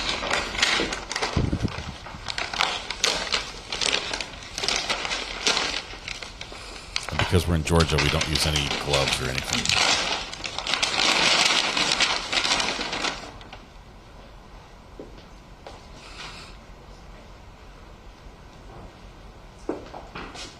Does this appear to be? Oh, I think there's an objection. Okay. Is there an objection from the state? Yeah, I mean, he is not tendered. I'm going to tell you what she did. Get this way. Okay. I was going to show it to her to see. The jury. She's mad that the jury can see. This time, Your Honor, may I approach? You may approach. Do you see this shirt? Yes. Does that shirt look familiar to you? Yes. Is it an accurate representation of the shirt you were wearing that day of the... Yes. Yes. At this time, Your Honor, I would like to tender what is exhibit defense 39. Any objection from the state? No objection. Admitted without objection. And I'd like to present it to or show to the jury the shirt she was wearing on the day of the incident. Was it torn when you were wearing it that day? No. When Mr. Herring grabbed you, did he tear it? Yes. And is this a fair representation of the rips and what it ended up being at the end? Yes. Along with the rips in that shirt, was there any other part of your body that had any kind of marks from where he grabbed you? Yes. Okay, where were those? I had marks on the back of my neck and kind of scratches along my arms, bruisings on my wrist, and scratches along my chest. Okay. Anything in the facial area? Yes. I had a kind of a black eye, but a bruised eye and a busted upper lip. And other, I guess, like sore spots, like or bruising and redness around the edges of my face. And all of this occurred while he was dragging you forward towards your vehicle? Correct. Okay. And you said he was making a statement to you of, "I've got something for you, bitch." Was there any other statements made that you can remember this time? No, he just kept telling me that kind of over and over again, and that I was nobody. Now, what was he doing in the vehicle while this was all going on? Before before he punched the gas is when he was kind of turning his body and he was reaching behind him. Did you see what he was reaching for? No, I did not. Did you see any of the contents of the inside of his vehicle? During, no. Okay. I could see that there were things everywhere, but other than that, I didn't really. Have you ever experienced anything like that prior to this incident? No. Okay. And then what happened then? Well, after the reaching is when he mashed the gas, and when he mashed the gas, I, like I said, have no understanding of how far we went, how much farther we can go. At that point, I didn't know that we had stopped because we hit my vehicle, and that's when I drew my weapon. Right, now you said mashing the gas. What did that sound like? You could hear the truck just revving and hissing from like the liquids spewing, and it was loud. And you stated that then you said you have a gun? I did. And what was your intent at that point? My intent was that pulling it out, he would let me go, and I'd pull away from the vehicle, and that would be it. Did you ever stop trying to pull away from the vehicle? No. And explain to me how you pulled your gun out at that time. It was in my holster on my right hip, and he had a hold of me, and I pulled it out and immediately started trying to just continue to push against the door with it, like pushing away from him. Okay. And as you're pushing away from the door, what happens then? He grabbed my hand with the gun in it. Okay, let me go. Which arm did you pull, or which hand did you pull the gun with? It was my right hand. Okay. And you said he grabbed your wrist. Which wrist? He grabbed my right wrist. All right. And how did he have that wrist? Well, with one of his hands, he actually grabbed my wrist to pull it towards him. Could you tell which hand or arm he had grabbed your wrist with? It was his left, because he had a hold of it. He had released me with this hand from my neck to grab me with this hand. Okay. And the gun that was outside the door that you're pushing away from, he got a hold of that, correct? Correct. And what happened then? After he originally grabbed it and was kind of pulling at it back and forth is when he put his other hand on top and he started trying to actually yank it away from me. And then he started to try to turn it, to pry it, almost like he was trying to pry it out of my hand so that he could take it away. And which angle was he trying to pry it out of your hand? Like away from me, so it was this way. Okay. And that obviously is not the way your wrist is supposed to move, correct? Correct. Is that what caused the bruising or the... It is. Okay. And you said he's trying to push it this way and pry it out of your hand? To me, it's what it felt like. Like he was trying to pry it out of my hand. And you said another hand came over and grabbed it? Yes. Okay. From the top. Your Honor, so that I can get a good understanding and the jury can see it. If I may approach the demonstration of what she's saying. You may. This is a toy gun.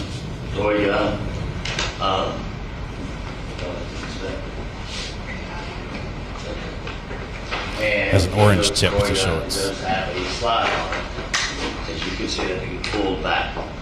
There's nothing in this gun. It's a toy gun. So, this is the gun that you have. He was pointing it to say I and him in his seat. How did he have your wrist? Like this? This hand was here, yes. Okay. And the gun was here. He's pulling you forward. Yes.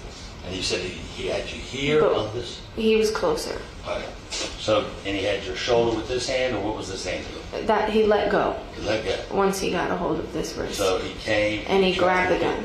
All right, you tried to grab the gun like this. Correct. Okay. And where was your finger? The same way that I have it now. And when he grabbed like this, that shows his fingers are right there over the trigger? Correct. Is that a correct? I mean, So- yes, but So it's possible any of the 4 digits got into that trigger? correct. They got it. Okay, thank you.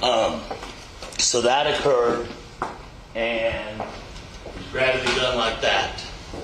What happens next? He's pulling at it, and I'm just yelling at him to stop, thinking that if I could just get away, it'll just be over, I guess. Were you saying anything to him at this time? To stop. Were you saying it loudly? Yeah, over and over again. Yeah, I was screaming it. Okay, and then what happened? As he's turning it towards, like that way, I'm being pulled, and I can feel myself like pressing up against the car, like my face is up against the door. And as he's pulling it is when the gun went off. Okay. And you saw the pictures that showed your hand kind of pulled back. Why would your hand or arm been pulled back like that? After it went off, my entire body kind of fell backwards. Like I was almost like I was falling over, and I was trying to catch my balance. And my arm was turned so far in that once it went off and I was released, it just kind of sprung back. What was going through your mind at that time? A lot. I knew that I was still had to be on the phone with 911, and that I was just trying to get away from where I've been trying to get away from for the last however many minutes, and that I needed to communicate back to 911 what happened. So you picked up the phone and... I turned and I picked up my phone that was on the ground, and I told her what happened. Okay.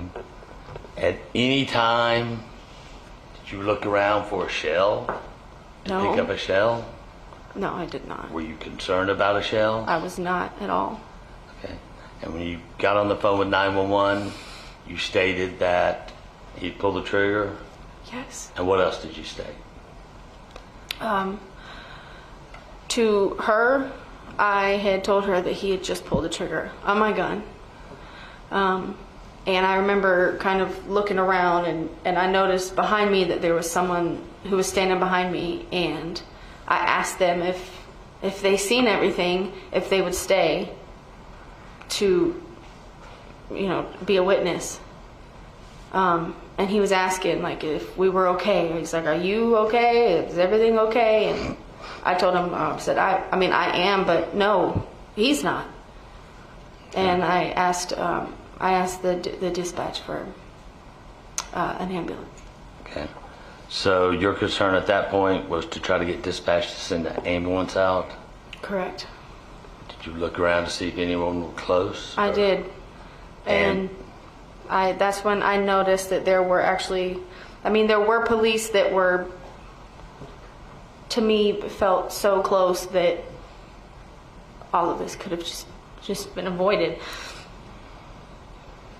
But you had no foresight or any kind of anticipation that it would conclude like this? I had no idea. And it appears that a lot of witnesses did come up to confront you or to say what they thought they saw. Originally, everyone that was standing around, they weren't like saying anything direct. Everyone was asking each other what happened. Everyone was trying to figure out, like, well, where did this car come from, and how did this happen? Did any of them or one particular stick out to you? Only the one that was right next to me, because I was assuming that he saw the whole thing. Did you know his name at that time? I did not. After seeing him get up and testify, do you know his name? I do. And what was his name? Cameron Williams. Okay. And he did stay around? He did. I don't know where he went exactly. He kind of started to walk around where everybody else was. And it was like I was still on the phone with 911, and I'm trying to explain to her what's going on. But at this point, I'm kind of in a bit of a daze. It was all over the place, honestly. And what did you do with the gun? I reholstered it. I took the holster off my hip, and I put it back in the holster. Okay, and did it stay in that condition till the police came? It did. I remember looking up and seeing that there was a police officer who was coming up from where he would have been at like the interstate area. And as he was walking up, I was trying to get his attention because he was like walking towards all the bystanders, having no idea what was going on, having no idea who was involved with what or where or how. And I was trying to get his attention so that he knew, here's the weapon, so that he could have it. All right, now you said that a lot of crowds were saying stuff, trying to confirm what had happened. Did you hear all that they were saying? It was more a bunch of kind of questions. After the police officer had come up, one of the people that was standing there were basically, again, asking what had happened. Did you, and she asked me, she said, did you just shoot him? And I told her, I said, no. I said, he pulled me into the vehicle. He had a hold of me, but that I never had my finger on the trigger. And why is that? I mean, number one, from training, and number two, I never had any intention on pulling the trigger. And in fact, you never did pull that trigger, did you? Correct. Now, the officers, of course, came up, took your gun, and was there another officer that you encountered at that time? There was. I was standing on the sidewalk. I was just trying to stay out of the way. And the original officer who I handed my gun to went into Mr. Herring's truck. Okay. And the other officer had come up, and everyone was kind of like, pointing towards me, basically. And he walked up to me and just told me that until they could figure out what was going on, that I would be detained. Okay. So, as you said, kind of this fog's going on and you're in shock. Did you ever see that there was an opportunity to try to render assistance, or did that even cross your mind? From the time that it happened to the time that the police officer got there, the initial response for me was I was away from this vehicle. And I wasn't trying to interject myself back into a situation that I had just got away from. Okay. And when the other officer detained you, did he put you somewhere? He did, in the back of the police car.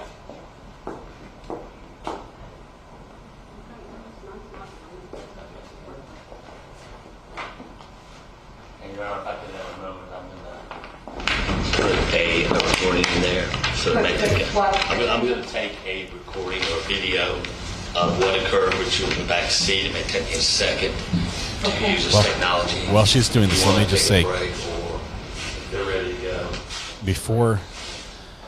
Before Hannah testified, I told you. Are you going to require any IT assistance? I might. I've learned a lot on this machine, but I might. No, I wouldn't want to mess it up here. So yes, I might. Okay. We're going to take a brief break. Ladies and gentlemen, I am going to give you a brief break. It's now 3:30. I just ask that you report back at 3:45. Thank you. Okay, so we got a 15-minute break to load a DVD into the DVD player. Hopefully we can get that sorted out in that time.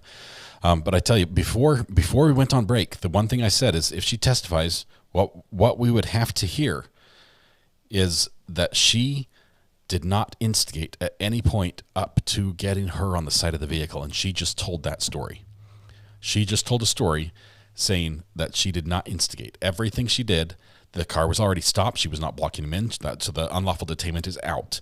That she her version doesn't include swerving and weaving through traffic. That was not addressed. Just that she followed and got the tag number. That she pulled up around, and according to her, there was enough space, like a desk width of space between the vehicles when that happened. Then she gets on the side of the vehicle and says, "Hey, I've got the police on the phone," and I believe we have audio of her saying something to this effect. And let me just say, like it or not, much of what she says occurred that we can verify, we have in recordings. Now, I realize we only have a little bit, the tail end of the video, but a lot of what we have in recordings, the things that she said, are matching up with this story. And I've got to look at that and say that's got to be worth something. There's something here.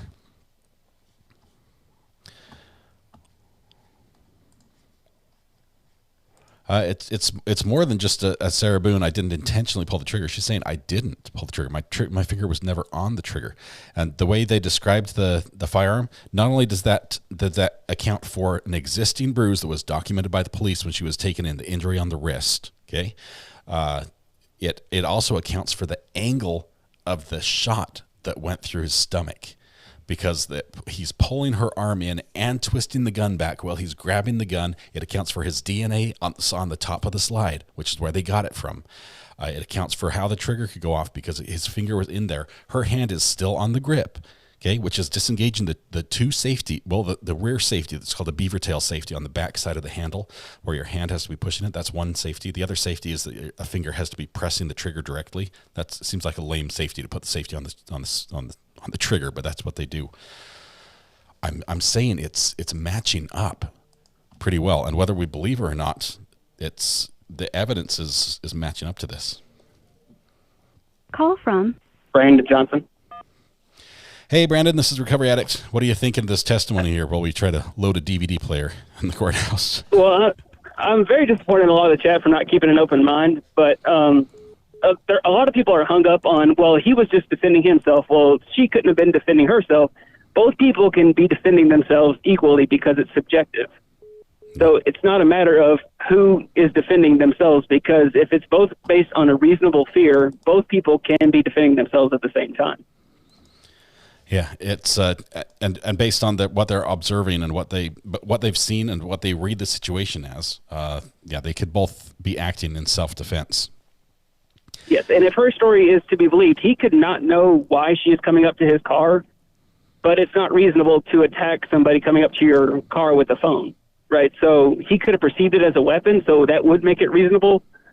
But if it wasn't a weapon, then that, you could blame it on his medical episode. I'm not saying that she's right or he's right. It's just there's two different ways to interpret everything. Okay, so we have a couple things. We have a phone. She said, I'm going up to, and if we go back and listen to the police audio, you'll hear that audio. I'm on the phone with the police. We hear that as she's going up to the car. Okay, we hear the dispatch. What she brought out. I heard it when it first happened. The dispatch just said, "I need you both to go back to the scene of the crime." She's saying what we're hearing, so she's recounting this properly. Then at the side of the car, her phone is knocked out. It falls on the ground. Okay, that indicates a struggle. Her shirt is torn. She does have injuries. It's how much more evidence do we need to hear to say evidence backs up what she's saying? Yeah, I don't know that. I'm in reasonable doubt territory. I'm not saying that's how the jury's going to come back, because it can go either way. But some people had her guilty before prosecution finished their opening statement. So obviously they're not going to be convinced by it because everything's being colored by that. Yeah, we're trying to keep an open mind, and I appreciate everyone doing that and sharing their opinions. But and it's okay to have an opinion one way or another. So. That's what the jury's supposed to do. But we've got another call. Probably you'll have a different opinion. Let's see who that is. Thank you very much for the call. Appreciate it. Yeah, bye. Bye. Call from. Hey, this is RA. Who's on the phone? Kayla Newell. Hey, Kayla. What are you thinking today? Hey. Okay, so I don't know if anybody's thought of this, but what if he was suffering from the diabetes, and he was genuinely hurting, and even though she was defending herself, what if he was just over it? We need a wiser person than myself to weigh in on this, because my understanding of the diabetic coma sort of symptoms that you would feel if your blood sugar's way off like this would be very slow, delayed reactions. Okay. And that's one thing that's not lining up, because first of all, we're not able to test his blood after the fact. When you die, you can't test to see if you had low blood sugar at the time. I think that's gone. But he didn't test positive for any of the drugs that you'd think he might have had if that was what was causing it. No alcohol, no meth, no marijuana. Nothing was in his system. So what would have caused that initial he's not right? Just the impact, dazed and confused from the impact.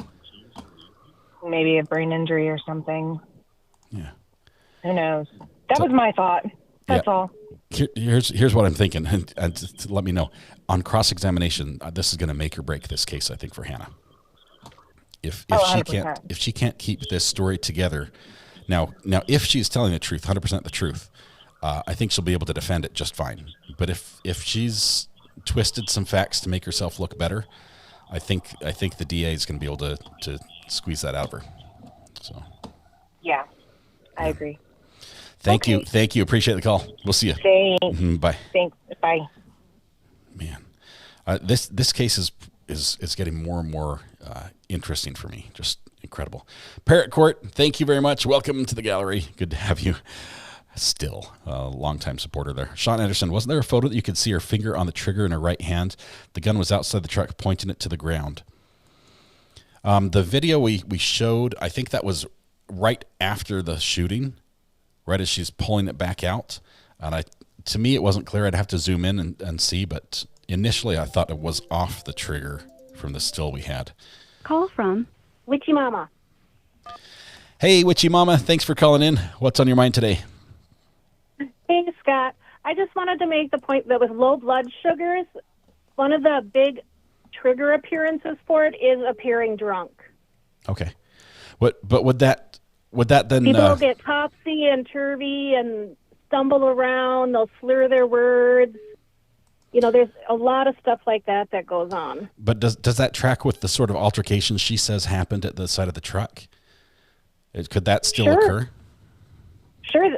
Drunks can be belligerent, too. Yeah. Fascinating. Interesting. Thank you very much, Witchy Mama. Appreciate it. You're welcome. I just wanted to make that point. Have a great day. You too. Bye. Yeah. All right, we're probably going to have the DVD put in, and somebody's going to find the play button any moment now, so we can't take calls for too long. Let's see. Magical Mary says, I missed it. At what point did she pull the gun from the holster? After he started driving with her halfway through in the vehicle. Press 1 to send a voicemail. I missed who this was. Hey, this is Recovery Addict. Who's on the phone? This is Crazy Cat Queen. Crazy Cat Queen. Again, sorry. Again, welcome. So I'm actually an MD. Okay, good. We've got a doctor in the house.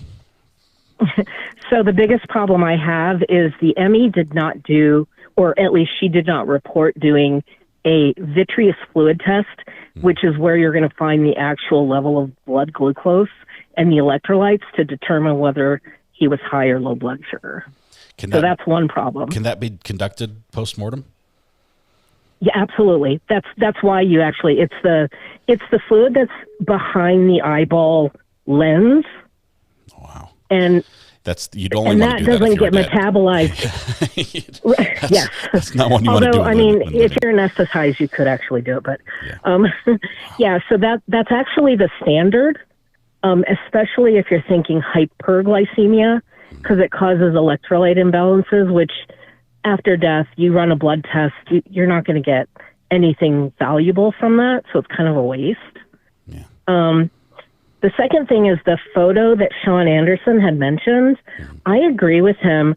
I could have sworn when she had the firearm in her right hand, I blew it up. I like paused and blew it up. Yeah. And unless she has really tiny fingers, which from the picture from the cops, she does not, her finger was in the trigger. Okay. The trigger guard area. We'll have to take a look at that. That's definitely interesting little facts if that comes into play. All right. Thanks. Thank you so much. Bye. Appreciate it. Bye. You guys are incredibly insightful. Thank you very much for all your comments. So can't get past the fact that she caused the entire situation. Period. If she was scared, why chase him? Oh, hang on a second. Call from Johnny. Hey, Johnny. Welcome back. Hey, how you doing? I'm doing well. What's on your mind now? What are you thinking of this testimony? Well, I listened to her testimony, and she's very believable, but there's a few problems here. Mm-hmm. At no point in time did I hear her testify to her certificate with the peace officers and standing in training in Georgia. So I'm assuming she's not a police officer at any point. She is not. Once she got out of that car and started taking police action, then that's not okay. Okay, he even overcame her and he was drunk. All right. As far as fighting over the gun, look, I'm not there. I don't know who actually fired it, but she testified. She only took it out, I guess, to scare him. She wasn't intending to use it. And that's not why you draw a gun. You don't draw a gun to scare people. Right. That's what she testified to. Yeah. And with all that training she said she had at the gun range and everything, and look, which is proper, she should do that kind of stuff. I guarantee you they didn't teach her to pull her gun out to scare somebody off. Right. Had she not approached the vehicle, everything she had done up to that point was reasonable. Even following the guy, even after being admonished not to, was still reasonable. But it wasn't reasonable to get out of the car. And once she engaged him, he's drunk, he's not in his right mind, and he grabs her and the fight's on. He was completely out of control. I agree. But If she instigated this in any way, if she was the instigator, then she does not have the right to use self-control or self-defense in Georgia under the law. It's not in her arsenal of tools that she can use if the fight escalates, which arguably it did. And that part's sort of iffy. I'm just saying for her own safety, own common sense. She used the word assume quite a bit. She actually used it 9 times. I was counting it. She made a lot of assumptions. And it's not TV, it's real life. And she had the best of intentions. I agree with that 100%. She wasn't doing anything to do anything criminal. But if she hadn't approached him, none of that part of the entire scenario would have happened. So he wouldn't be. She wouldn't have gotten hurt. I do believe her when she had no intention on shooting him, but she shouldn't have drawn a weapon on that point. That's the only thing. Would you say not guilty on malice murder then, and then go with felony murder? I haven't studied Georgia law versus the state I was from. I would go towards more something along the lines of manslaughter. It is not premeditated, and with manslaughter you don't need the malice. Okay. I think all the charges as far as murder go in this case are higher than manslaughter in Georgia. I'm not sure if they're going to do lesser includeds and give that as an option to the jury, but that's interesting. Johnny, and I think they should.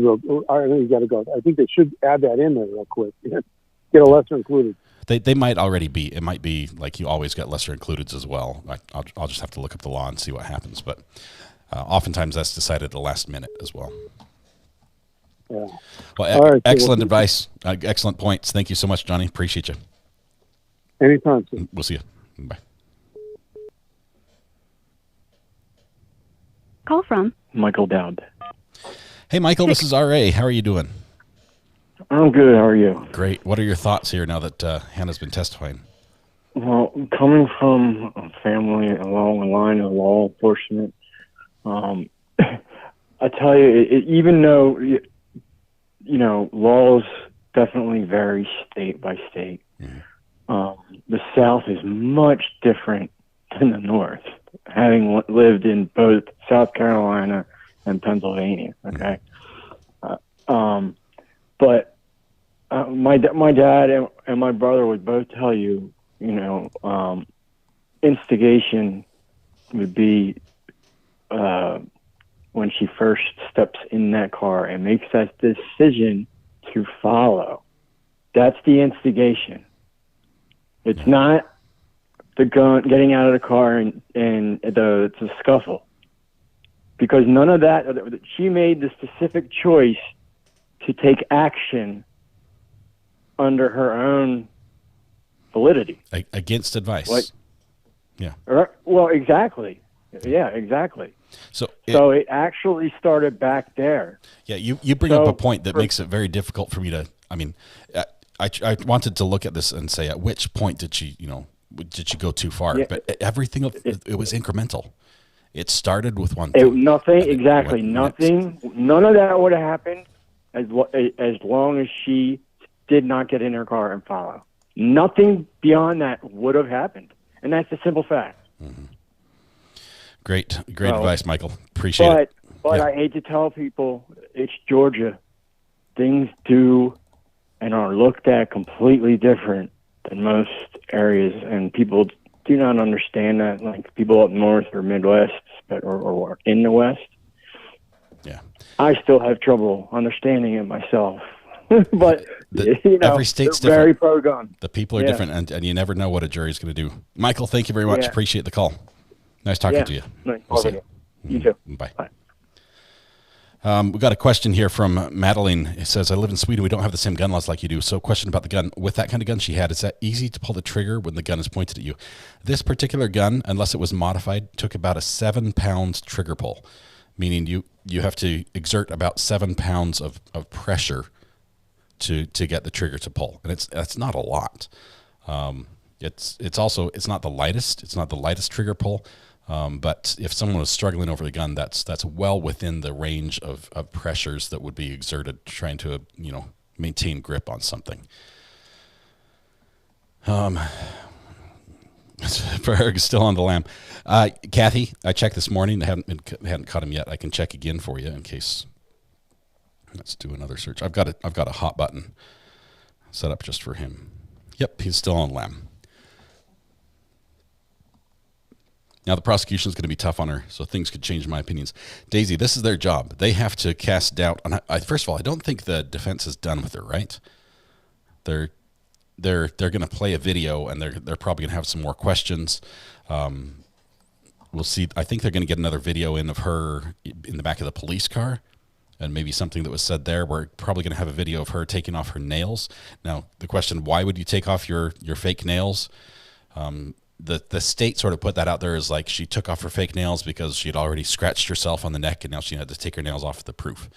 I would guess that they probably, she's going to say that one of them broke or a couple of them broke in the scuffle.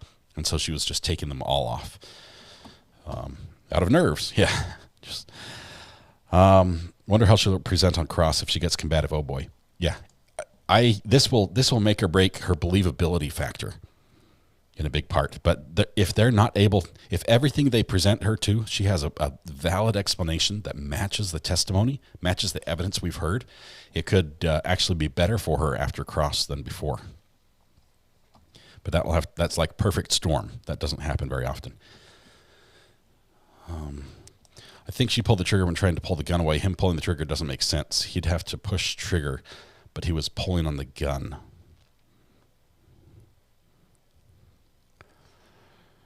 I can see that, Lee. Yeah, I can see that.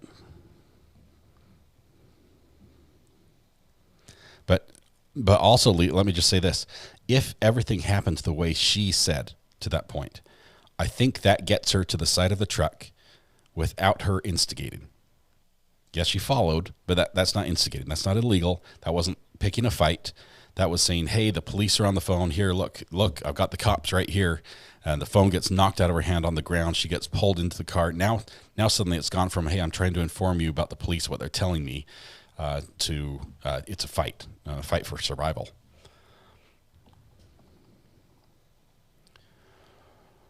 Oh. Did she explain why she raised the gun up to the window?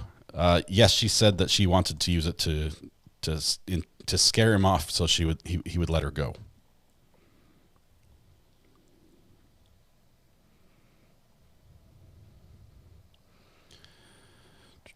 How old was the victim? I believe 61. 61. What about her aggressively ordering him out of the car multiple times? She didn't mention that. Yeah, that we heard on the audio. I think some F-bombs as well, and her saying that she would shoot. I didn't hear her testify to that. I think we'll probably see that on cross. Look, the judge is coming back in. I think we just filled the gap perfectly. Oh, she refilled her water.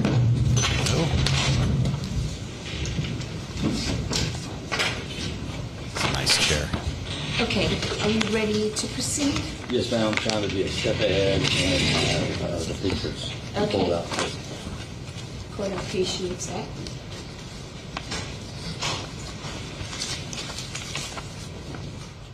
Okay, I'm going to go ahead and bring the jurors in at this time. All right. Get back on the stage, ma'am.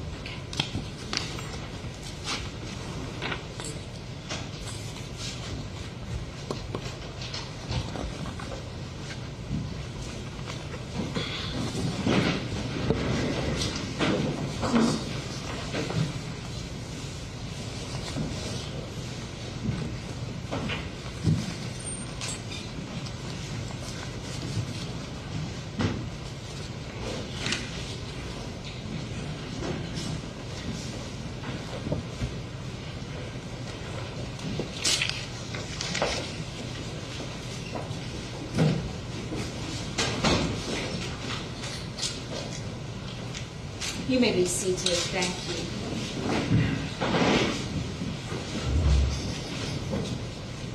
you. You may proceed, Attorney Tucker. Now, when we left off, I asked what happened once the officers came up. Officer Richie took your weapon, correct? Correct. And then another officer came and got you and was taking you to the car?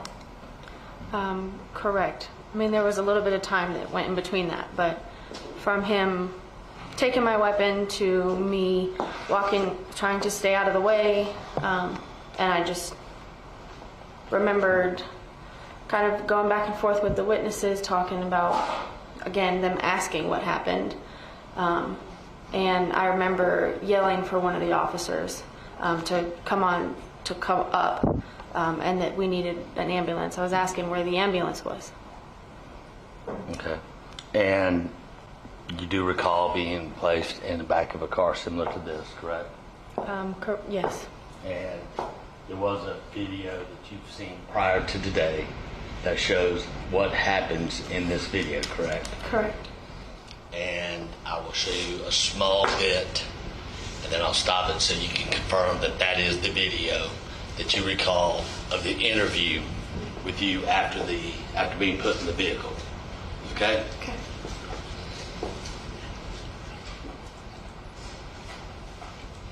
The volume. Where's the volume? Here. He's not allowed Okay. to do anything, but you deputy. Is it on the computer?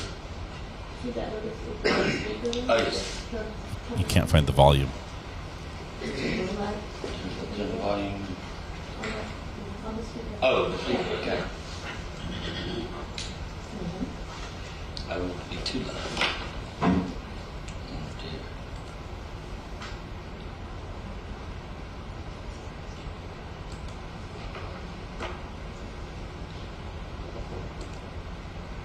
Seems to be at 100. It's going to be blaringly loud. Just watch this. And I don't see where it's. Took a 15-minute break and we can't get any audio. Adam. Does that appear to be you in the back of that car? Yes. Do you recall an officer coming up? You may not have seen him as well, but do you recall being in the back and having an officer come up Yes. and speak to you? And does this appear to be a fair and accurate representation of what it was when they came and talked to you? Yes. At this time, Your Honor, I would like to tender Defense Exhibit number 39. 40. 40? Yes. We've already got a 39. No objection, Your Honor, as long as we have that we only play the times that we previously discussed. Correct.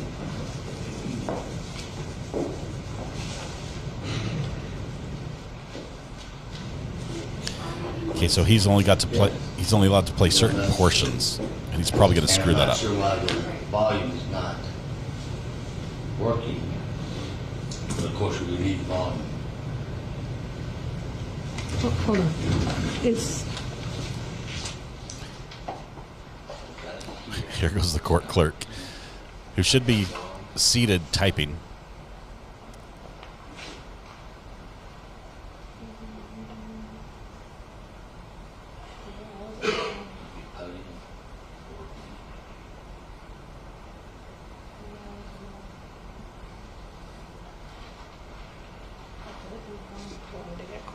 All right.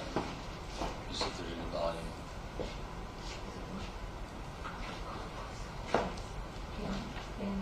Oh, you're right. She's not. Thank you, Mathis. I was for some reason I thought she was the stenographer.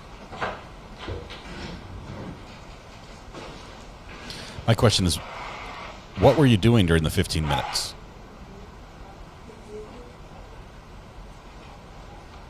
We're going to need the clerk back up here. Stat. Just come around, ma'am. Clearly. Yep. Thank you. Thank you.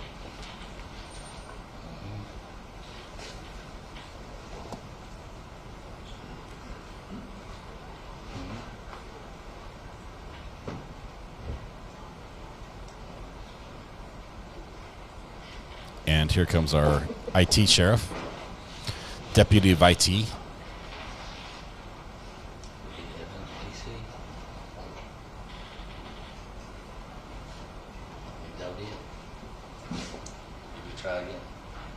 Yeah, just doing it over and over usually fixes things.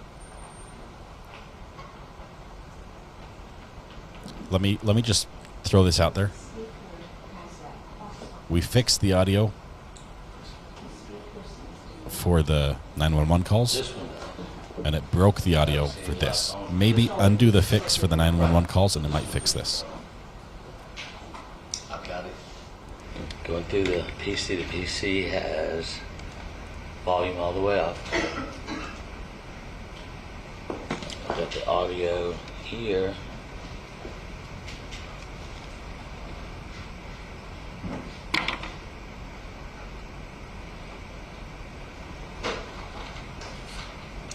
Judge, Amy? give me a call. I'll walk you through it, Your Honor. no, Okay. Oh, phone's ringing. Hang on just 1 second.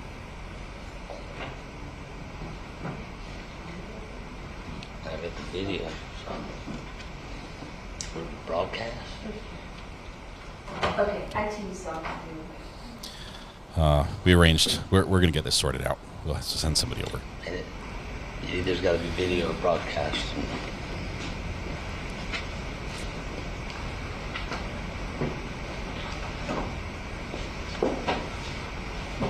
He's just mumbling to himself. The lawyer's like, well, the volume's up, and you can see the video. Lights on. Turn the volume all the way up. You still can't hear it. Yeah, I sent over an IT guy. They're running down the hall right now. They'll be there in just a minute. Valerie says, I'm cringing so hard over this. A place I work installed the audio in the courthouse here in Yuma, Arizona. I imagine your system works, and it just flawless. But let me just say, Valerie, does it work when the media gets involved? Because the media likes to mess things up. They like to say, hey, we need to tie into these sound systems, so we're just going to tap in, and I'll unplug that here and plug it in here. Now I can hear just fine, but the court can't hear a thing.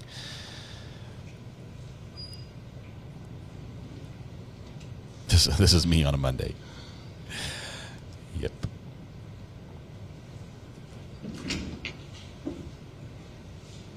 Did it play while we were on break? Oh, we never got that the volume. Okay. Video plays. Judge asked the $1 million question. When I gave you 15 minutes, did it work then? Just crave everyone's patience while we get IT who is here. Thank you.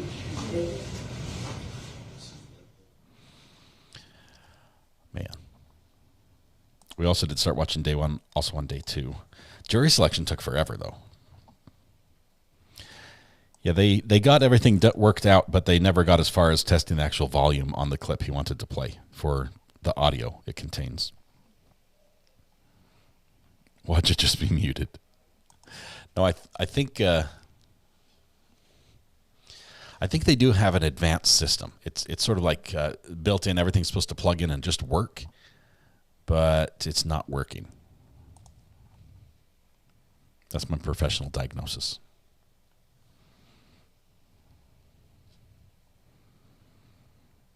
Looks like we're going to have to break for the day and continue tomorrow, Judge.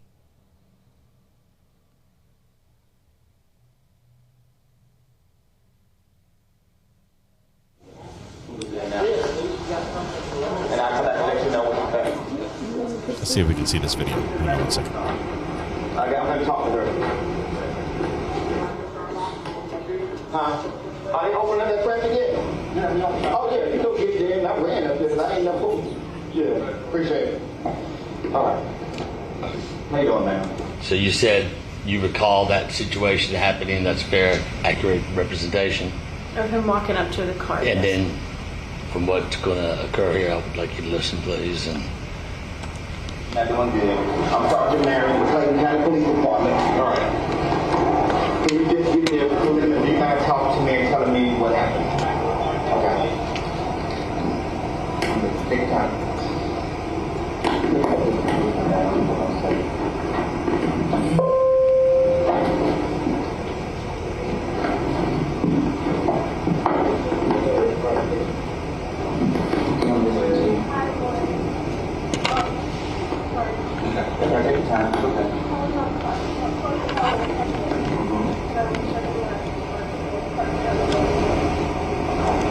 Turning left on board crossing.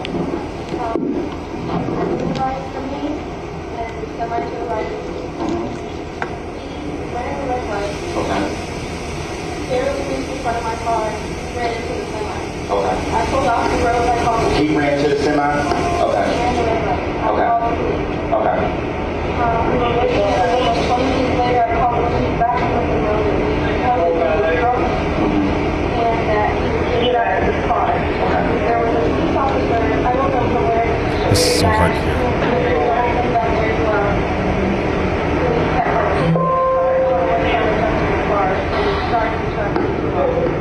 So I jumped in my vehicle while I was on the street and I followed him in the taxi. He was all over the road. Okay. And while I was following him, I was building some letters because I kind of talk about all of this. Probably my dad nobody home tonight. Okay. So I followed him down here. I got up and I was able to cut one of them and I told him to get out of the car. We need to stop the car. Okay. And I stared right up to the field on my right hand side. And I told him I couldn't need to stop. They once said I was short and they once said I did that video. Okay. When I got up to the car, I was on the phone with dispatch, so I got up to the that I was over at her and smacked my phone out of my hand. Look at where the federal was at, right? Smacked my phone out of my hand and I told him he needed to get out of the car. He grabbed my shirt and he pulled on my shirt and he undercut the finger.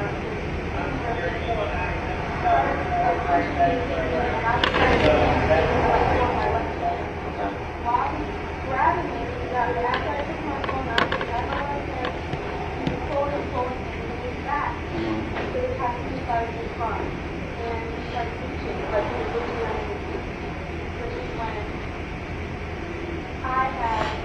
when I pulled my hand up and I told him, I said out loud, I said, I have a gun and I'm with you. And he kept reaching and he's like, do it then. And I said, I went to go put it back as I was trying to yell at him, he's trying to come up here and he's reaching out. We're still going back and forth and he still has a hold of me. And what did he have a hold of you in? My left hand. Okay. Your hand? My okay. How did you grab your wrist? Did you reach inside a vehicle or what? I was going like telling him, I was like pointing? I was telling him to go over. And I was up at the window, and when he was grabbing a hold of me, grabbing a hold of my shirt is when I got closer to the window and I was talking to him, and that's when I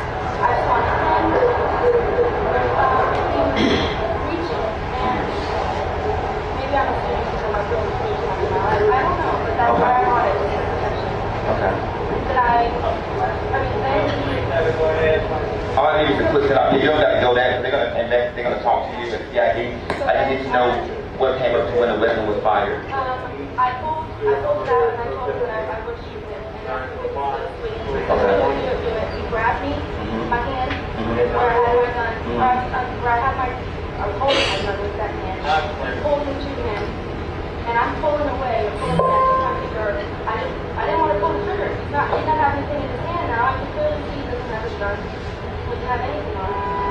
But he grabbed my hand, and we're going back and forth in the car, and he's pulling it, he's turning it toward me, and he grabbed it, and next thing I knew, it went off. Okay. Did you stood back until we? Okay. Okay, I'm hearing parts of this. I stood back. I told he was moving around. I told him to sit still. That's when I was yelling at the dispatch to tell them to come back around. And I stood back in the room. I was just sitting there waiting. Were you on the phone with dispatch at that time? Oh, the whole time? Okay. All right. And I was on. When he came around the corner, is when I handed it to him. And I told him, I said, "Here's my gun. This is where what was shot. Here's my key. Here's the key." Okay. All right. All right. Thank you. When would you have the opportunity to call him? Just give him a minute.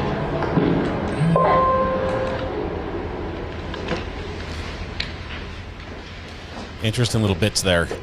Now, she says in that one, he said, do it, do it. She said, I've got a gun, I'll shoot you. And he said, do it, do it. According in that version, which we have not heard anywhere else. You need some assistance? yeah. You want to stop? You want to take it out? Yes, ma'am. Can you eject the disc? I don't know how to do this.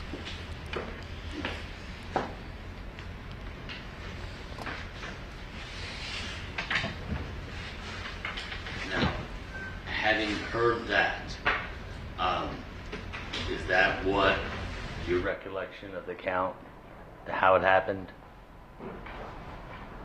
Minus details, Okay. generally. Well, how were you feeling at that time? I was overwhelmed. I mean, I didn't know what was really going on. Is that why I you was wanted? scared. Is that why you wanted to call your parents? Okay. And they had some pictures earlier that were presented. If I may approach, Your Honor. You may. Did you show? Yes, I did. I showed some before. Okay. What I have here is defense exhibit number 27, 28, 29, all the way through, appears to be 30, 35. You recall seeing those when I entered them into evidence, correct? Yes. Let me present, Your Honor. You may. We'll just go in chronological order.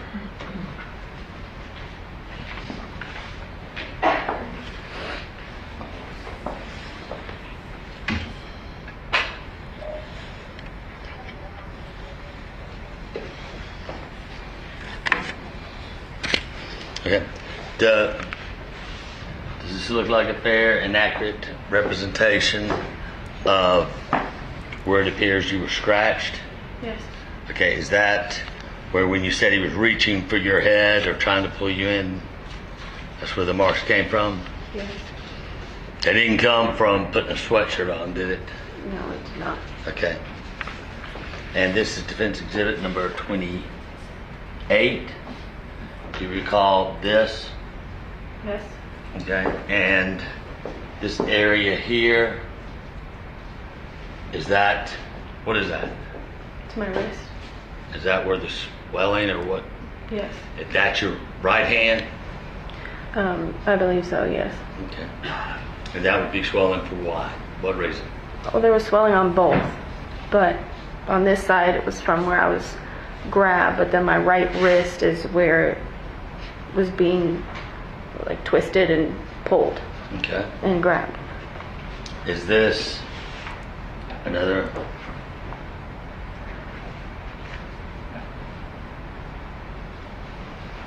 photograph of how your shirt ended up Yes. that day? Yes. Okay. And when they were taking pictures, they took a picture of here. What was going on there? You can't really tell in this picture, but it was starting. It was hurting, like it was starting to swell, and there's irritation around it. I guess you could call it. Okay. And do you recall them pulling out a ruler to measure the marks on the back of your neck? Yes. Okay.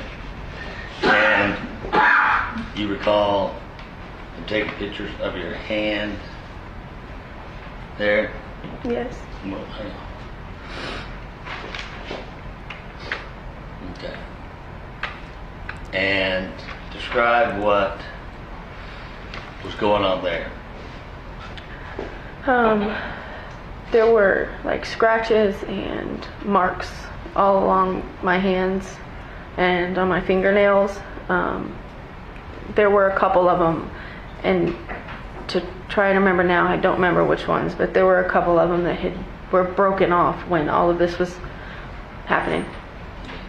And there's some marks over here.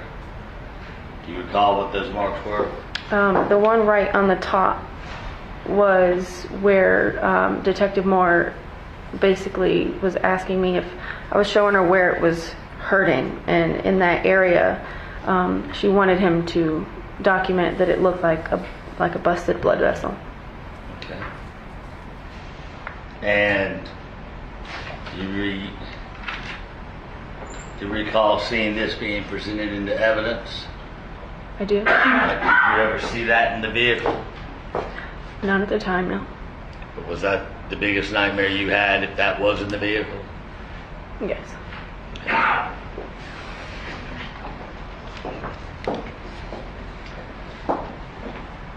Is there anything else?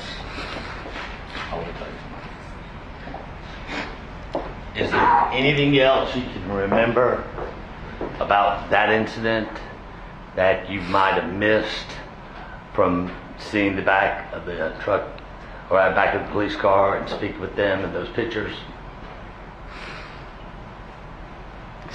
Small details don't really resonate very well. I mean, it's been the only thing that I've thought about for the last 4.5 years, but it's not details, no. Nothing that I can think of. Now, did you get an opportunity to speak to other officers? Yes, I did. All right, and who was that? After I was taken to the police station, they put me in a interview room, and eventually a Detective Hayward came in and introduced himself and said that he was waiting on his partner. Do you recall who his partner was? I was Detective Moore. Okay. And do you recall how that interview went? I remember feeling like I was waiting for hours. I didn't know what was going on. I hadn't talked to anybody since it happened other than the police officers. And I just remember like feeling like I was waiting for forever, and I had no sense of time or what was going on. All right. While you were waiting, did you do anything while you were waiting and sitting there alone? I remember pacing, and that's when I noticed that my nails were broken. So I started messing with my fingernails. I started like taking them off. One of them I remember was hurting, which is what made me realize it was broken. Okay. And do you recall any of the conversation between Detective Haywood and Moore from that interview? Not really. I remember that to me it seemed like they would kind of go back and forth between one being more interested than the other. And They kept asking me the same things over and over again. But every time they would ask me, they would kind of insinuate like a different narrative, which to me, I'm thinking that there's an obvious explanation that everybody that was sending it around would have been able to see what I said happened. So to me, I didn't feel like it was, I guess, logical. So I was just confused. Okay. And you said they were insinuating that there was a different answer or a different, can you give an example of that? I mean, if just trying to change like my wording, trying to, instead of when I explained to them that I was at the side of his vehicle, when they went back to repeat what I had said, they said, so you reached in his vehicle to show him your phone or something like that. And I just remembered, no, that's not what I said. I was trying to tell them exactly what happened. They kept stopping me, and then they would try and turn what I was saying, and then they'd pass it back to the other person. Okay. At any time during this interview, did they tell you what was going on with Mr. Herring? No, they did never not. once said his status or? Never. No. And I remember asking Detective Hayward in the beginning, kind of, is what's going on? Have you talked to anybody else? Like insinuating, can you tell me anything? And he just said, I feel like he kind of brushed it off and just said that he would have to see. And that's when I asked about calling, like my family. So to your knowledge, through this whole interview, you didn't know the status? I never Mr. knew. Herring? No. And you were getting questions, as you said, from both sides? Correct. How did that make you feel? In the beginning, when I was telling them what happened, I thought it was more of a kind of like a witness account, like here's what happened. As it got further into it, I could tell to me it kind of started feeling like interrogation. But originally I wasn't thinking that it could have been an interrogation, because I'm just thinking that it was an incident that had a clear explanation as to what happened. Have you ever been in a situation like that before? Never. And having gone through that situation and here we are in court, is there anything you've learned from this situation or that sticks in your mind from all this 4.5 years later?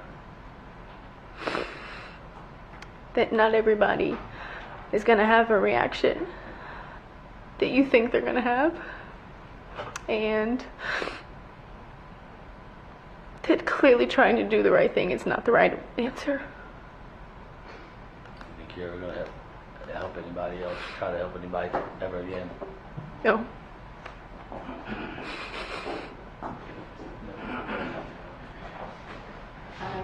Does the state have cross-examination?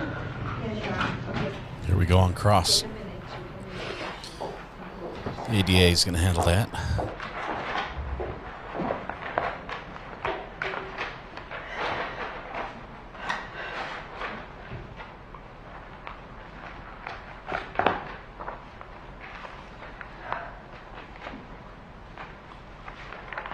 Are we still going to need IT right now? Do you plan to play anything else, Attorney Tucker? I think we're back to the point. I think I know what we're doing up there. I'm not trying to say I'm an IT specialist, but I think we can handle it, and I don't anticipate. Okay. Thank you so much. IT's been standing by this whole time.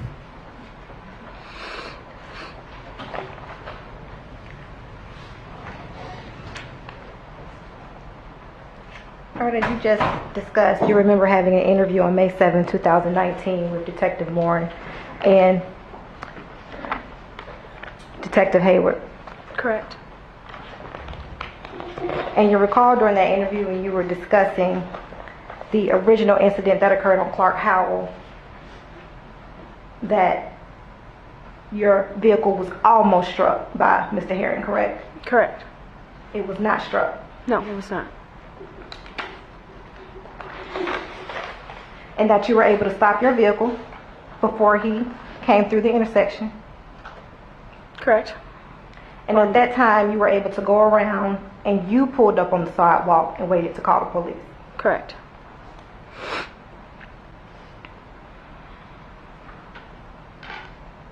And while you were on scene at Clark Howell, you had no issues with Mr. Herring, correct? No, none. You never spoke to him directly? No. You didn't see any weapons on him? No. You never got close to him to smell any odor of alcohol on him? No, I did not. And he didn't threaten you in any way? No, I did not. And you never told the detectives or the police that Terry Robinson told you he was drunk? I did, yes. You told the police? I told 911 dispatch. All right, let's talk about 911 dispatch.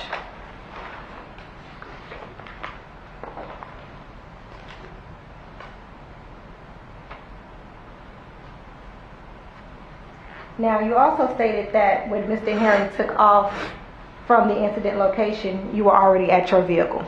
Correct. And you had gotten into your vehicle, correct? I was sitting in my vehicle on the phone, correct. And Terry Robinson and Mr. Kimball were still in the street? Correct. And you stated that he waved you over? Yes. And the only thing you heard Terry Robinson say was, "Go, go, go." Correct. That's your testimony today? Correct. So he never told you to take a picture of the tag? Not that I remember, no.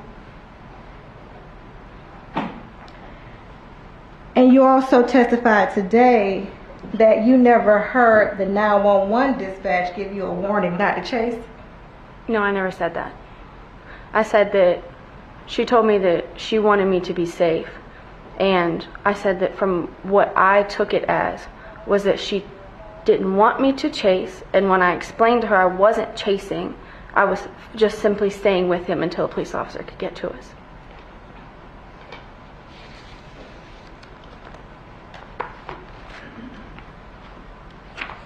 And the 911 dispatch indicated to you approximately 4 times to either not chase Mr. Herring and go back to the scene, correct? Incorrect. I only heard it one time, and she told me not to chase, to be safe. She never told me to go back to the scene until after I had told her that I was behind him and that she wanted me to be safe. And in doing so, she said that she wanted both of us to go back.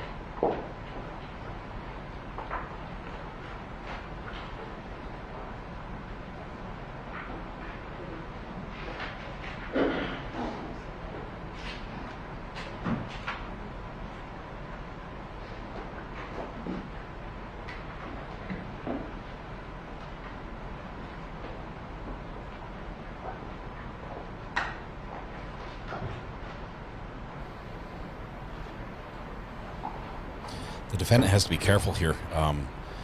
Just like she described the interrogation at the police station, this is going to be a similar line of questioning. There might be some trick questions that lead to a hasty answer that could get her in trouble. So she has to listen carefully here.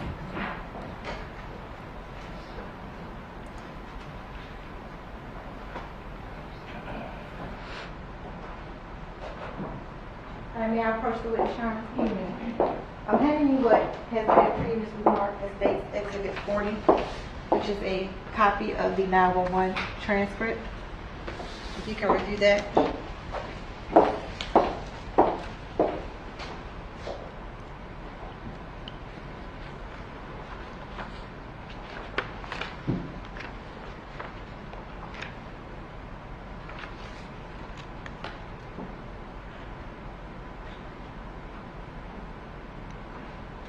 It's in its entirety or just what you're referencing? You can review the entire transcript.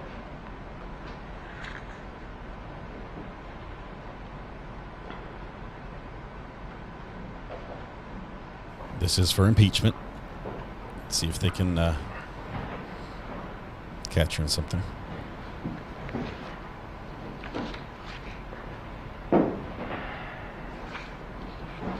You ready? Yes. All right, you see on page 1, female caller. Dispatcher tells you, okay, can you get his tag number? Your response, hold on, he's driving away. It's a red Dodge Dakota. Give me 1 second, hold on. Okay, so he is going west down Clark Howell. No, I'm sorry, down Forest Parkway. Dispatcher, okay, so you couldn't get a tag number? Your response, no, but I'm catching up to him right now. And the dispatcher tells you, okay, ma'am, we actually do not want you to chase him. We just want you to be safe. The first time they tell you not to chase him, correct? She didn't tell me not to. She just said that they didn't want me to because of my safety. At least is the way that I interpreted it. Okay, I'll give you that. So they told you that they do not want you to chase him, correct? Correct. And what did you say next? You can read it. I understand. Okay. And the dispatcher tells you after that, it's not safe to chase him. Second time, correct? That's what the transcript guy said. When we're listening to it, I don't remember hearing that, but... And can you read what your response was? I understand 100%. I'm just going to get the tag number, if nothing else. But I am going west down Forest Parkway, and I'm almost up to him. So you told the dispatcher that you understood 100%, correct? That I needed to be safe, correct. And the dispatcher states after that, okay, after you provide the tag number, which you provide the tag number before you make contact with Mr. Herring, correct? Correct. And once she gets the tag number from you, she tells you, okay, so if you could go back to that location where the incident happened because someone is actually on the way to you guys now. Is that correct? Correct. So there should be no confusion that she told both of you to go back to that location. Well, if you keep, it's not confusion, it's just more to the conversation. But you said your interpretation was that you thought that she was advising you and Mr. Herring to return to the incident location, correct? Because that's what she says in the next line. Boom. Okay, I'll let you read it. Read the entire response from dispatch. From what the transcript reads is, from the beginning, okay. Female caller or dispatcher? Dispatcher. Okay, so if you could go back to that location where the incident happened because someone is actually on the way to you guys now. And Terry Robinson and Mr. Kimball were still at that location, correct? That was 2 out of the 4 people. Terry Robinson and Mr. Kimball were still at that location, correct? And that's the third time she's telling you to not continue to follow Mr. Herring and go back to the location. No, that's when she told me to go back to the location, the first time. She didn't say anything about not following. All right, and so what is your response to the dispatch at that time? You can read the next paragraph. That there's a police officer. Okay, well, there is a police officer there, but he is drunk. I'm sorry, but I'm here to tell you I'm not going to follow him because he's going to cause another accident. So I will stay behind him until an officer can get to us. But until then, I'm not moving. Right, so you were aware that dispatcher did not want you to continue to follow Mr. Herring, correct? Sure. Is that a yes? Yes. All right, and the dispatcher tells you after that, that's what I want. I want you guys to go back to the location where it happened and an officer will be out there momentarily. So that's the 4th time she's telling you again, don't follow and head back to the incident location, correct? Incorrect. Okay, so what am I missing? She said, which in the transcript it reads differently than what you can hear on the call. I'm talking about the transcript that's before you, Ms. Payne. I'm just speaking from facts of what I've known. I'm asking you to... If she could allow the witness to finish answering the question instead of interrupting her. The defendant is... She could give her question answered if she allowed her to finish hers. Your response, Ayden. The defendant is not responsive to the question. I'm only asking her about the transcript that's in front of her. So I'm going to overrule the objection, and Ms. Payne, you will answer the question that's been posed. Okay. You can explain after you've All right. indicated whether she's correct or not correct. So can you repeat your question? That was a good objection. The dispatcher for a fourth time indicated to you that she wanted you to return to the incident location, correct? Correct. And not for a fourth time, that she wanted me to not follow. And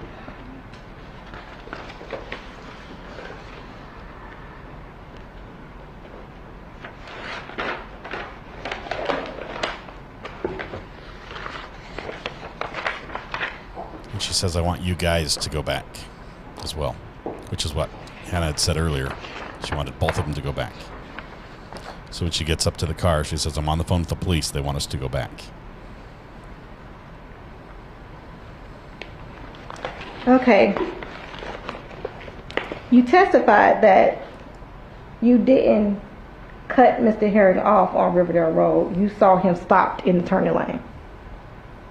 Is that correct? Is that your testimony? I said I saw him stopped in the turning lane. And I never used the terminology cut him off. Because in my eyes, I was still in my lane of travel.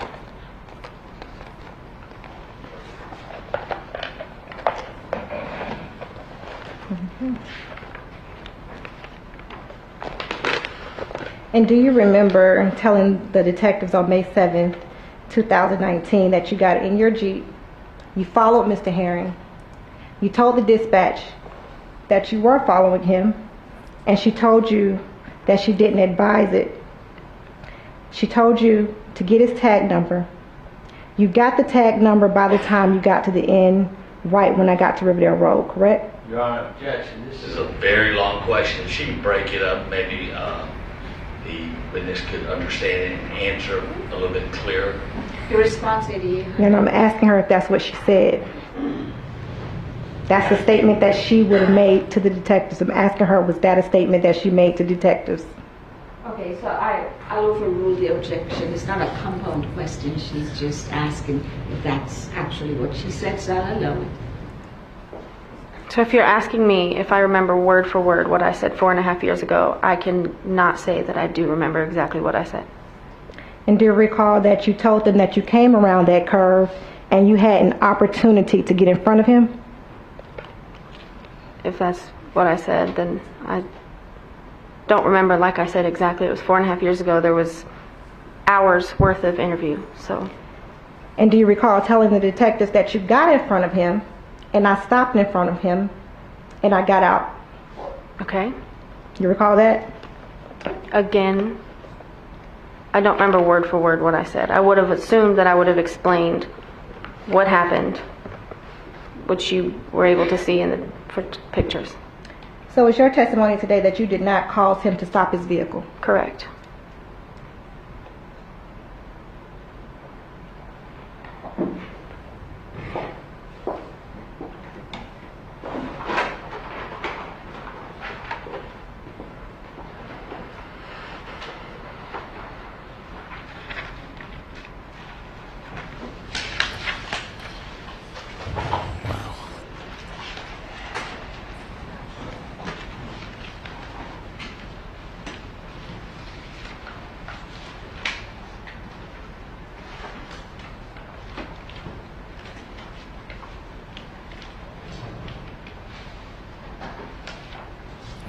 Here's a shot of a microphone. I'm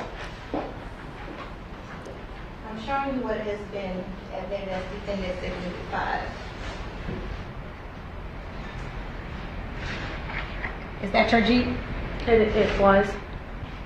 It was. And do you see how your vehicle is angled toward the red Dodge Dakota? No, I see his vehicle is angled towards mine. Okay, I can give you a better view.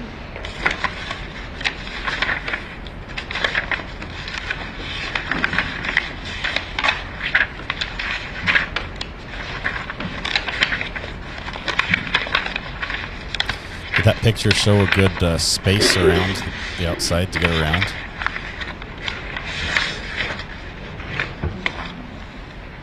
Possibly.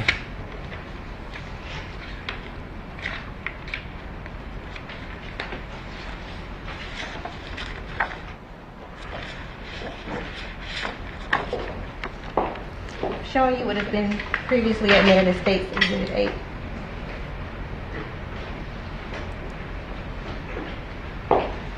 Now, is your vehicle slightly ahead of Mr. Harrington's vehicle? Slightly ahead, yes. And is your right passenger tire turned towards the right toward his vehicle? The tire's turned, but the vehicle is not. And so in order for you to get in that position, you had to turn your steering wheel to the right Where it could be a towards result of Mr. the Harrington's accident. vehicle, correct? Towards the lane. And his vehicle is in that lane, correct? At the time, it was further back, so no. So if it was further back, you had to turn your vehicle in front of his vehicle, correct? No. So how did you end up in that position? In this meaning, like with the cars connected or with me? With you partially in his lane. With my front tire partially in his lane, my wheel was turned.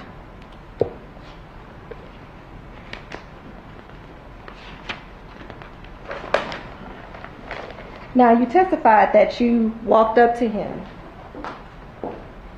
and you were, does it sound like you described it, calmly telling him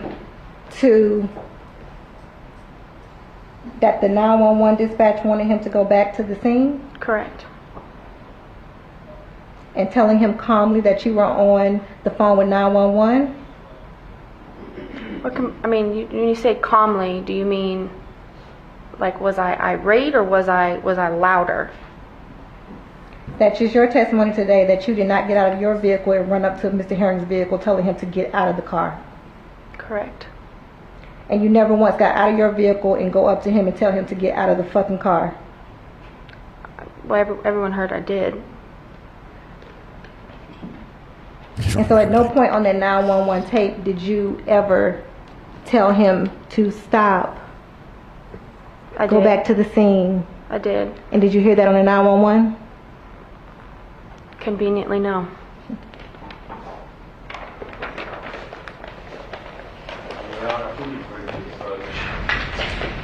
Okay. Okay, they just asked this question, which means they opened the door. This is what he's arguing right now. He's going to go up to the judge and say, Your Honor, we had this agreement where the state, the missing 14 seconds, right? They just asked a question about what the defense alleges happens in those 14 seconds.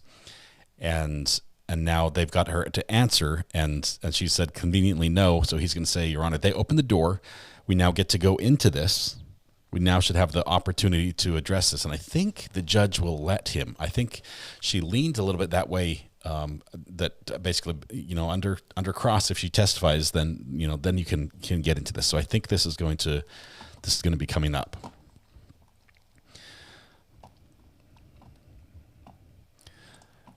Defense, a message just opened the door for them to challenge the 911 type. Yeah, seriously, they just opened the door there. If the judge allows it, which I believe she has to, because they've got testimony directly speaking about what is on one tape exists, but on the 911 tape where they have a gap, it does not exist.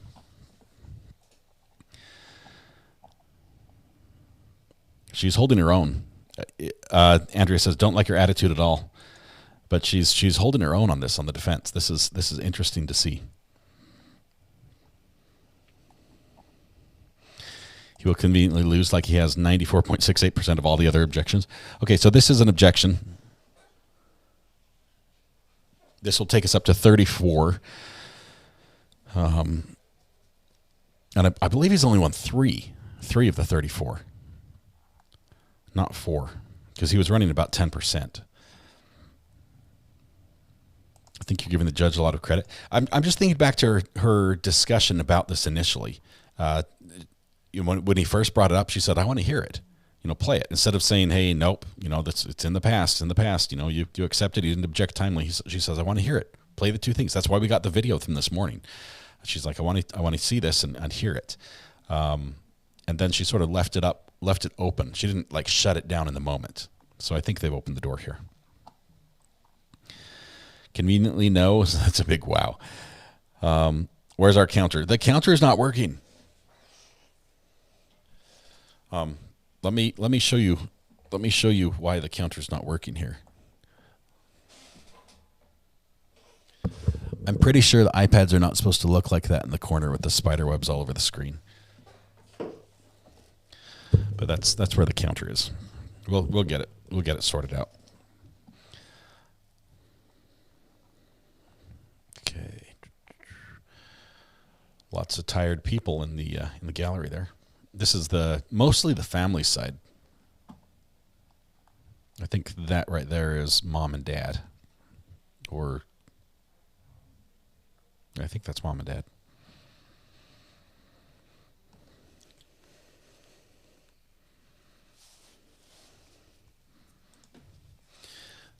Jamie, I think that actually is like an 11-year-old iPad. It is so old. It's so old. It's been around a long time.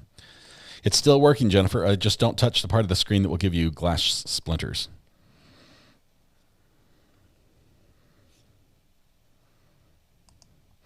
Mama says, I think he was like, if they go into this, say conveniently no. That'll open the door. Could have been good coaching.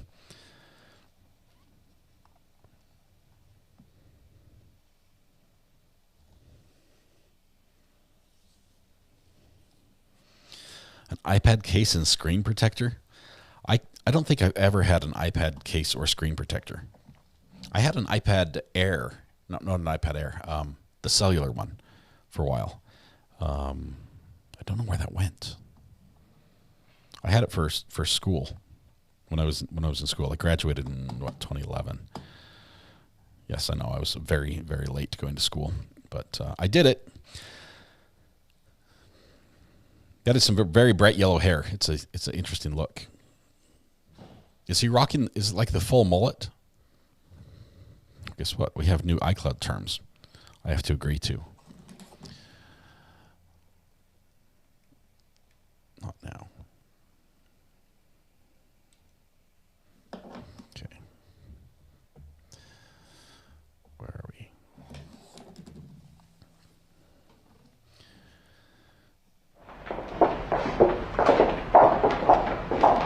Tap dancing continues.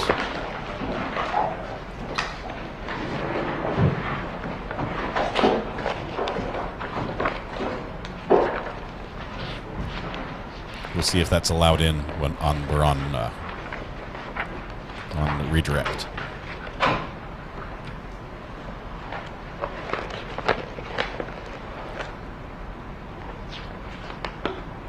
And so I believe you testified that as you were at Mr. Herring's window, his vehicle moved forward towards your Jeep, correct? I was in the vehicle, but yes, correct. While that vehicle was moving forward? Correct.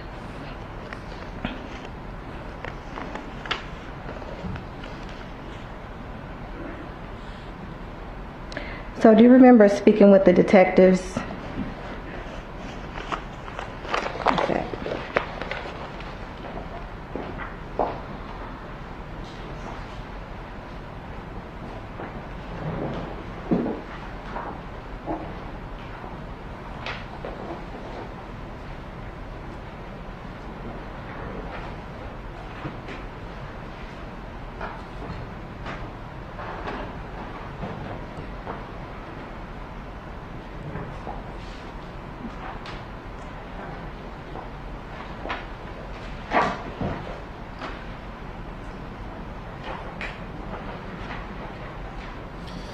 So this is going to be a police interview.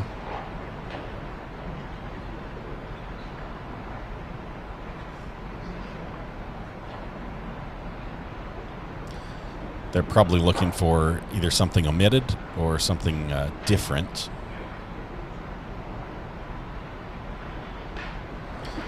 Is he asking for the full thing, for the complete?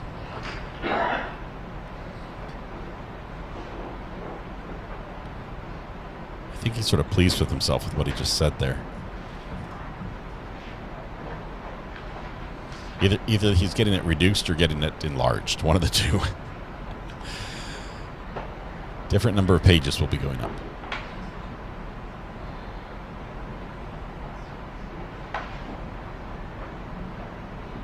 I know he might be asking which page.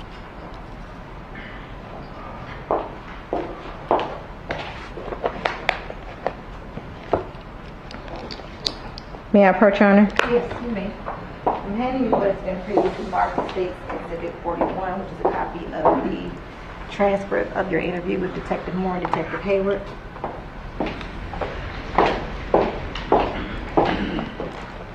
Can you turn to page 11? The page number will be at the top of the page.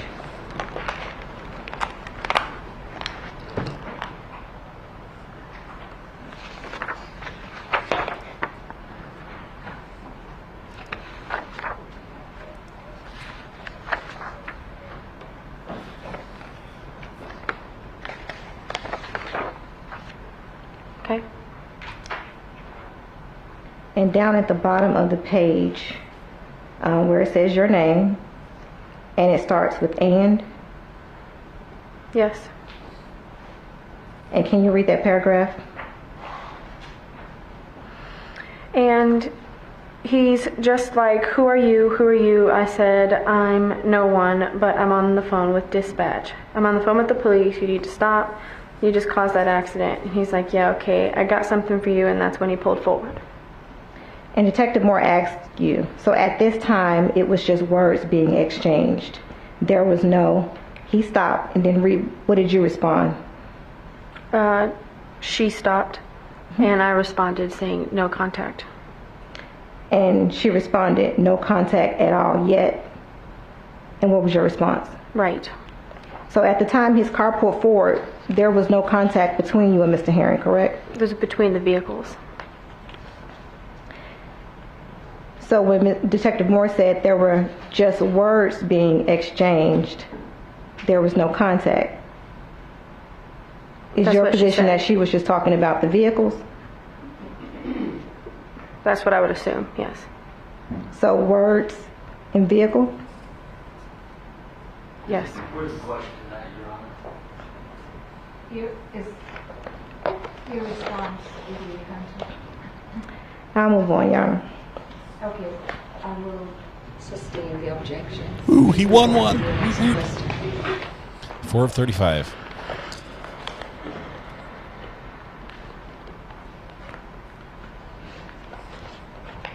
Hannah's problem is she assumes almost as much as the ADA has audacity to allege.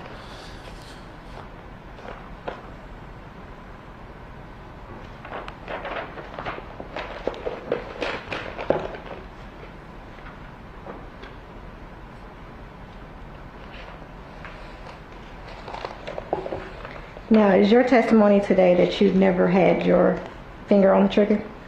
It is.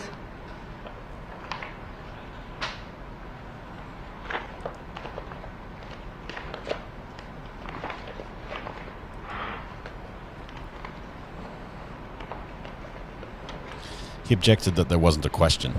He said, "Where's the question in that, Your Honor?" And I guess that's an objection. She sustained it, so. Can you turn to page 49?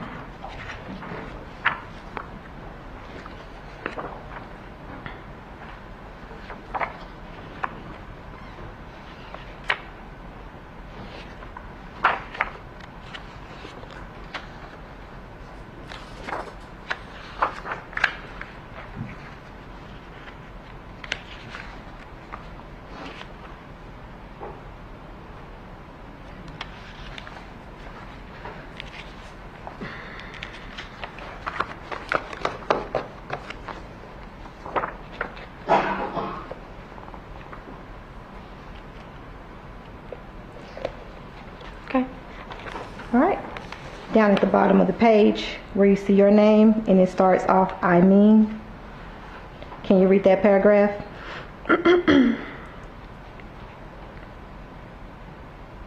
I mean, he's almost fully turned by pulling, and I think that was more so just a matter of us kind of going back and forth with him like this. Hannah is showing the position he is in. And he's pulling, and after he tried to pull the trigger, when he came back around is when I had my hand on the trigger, and he still was squeezing, reaching, pulling, turning.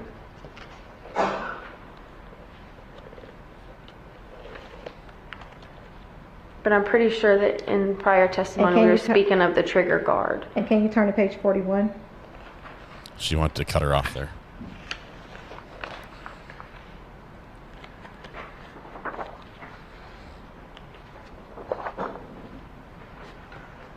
Okay.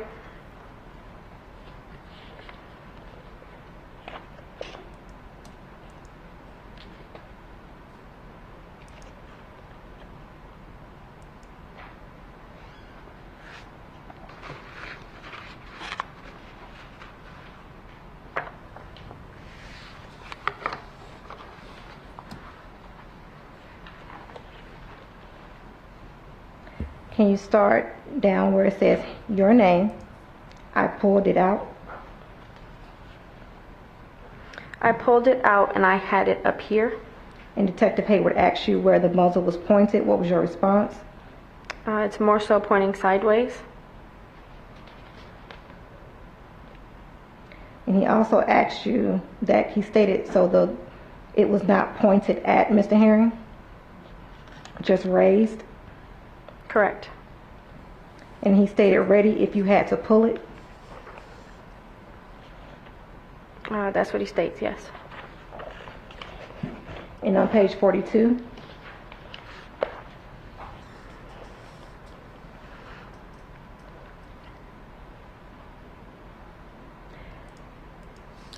and Detective Hayward states that he reaches out with his right hand, so you know there is nothing, no weapon or nothing in his right hand, correct? And what is your response? Correct. Well, yes. And Detective Hayward asked you because you didn't see no weapons or nothing in his right. And what is your response? I didn't see anything in his, but he didn't have anything in his hands.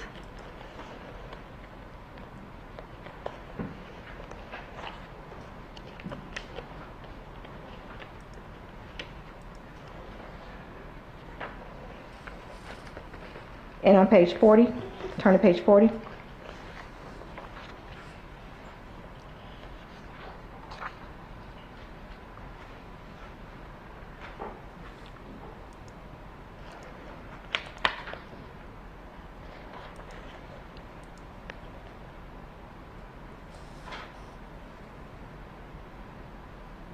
And at the top, I believe that's your response.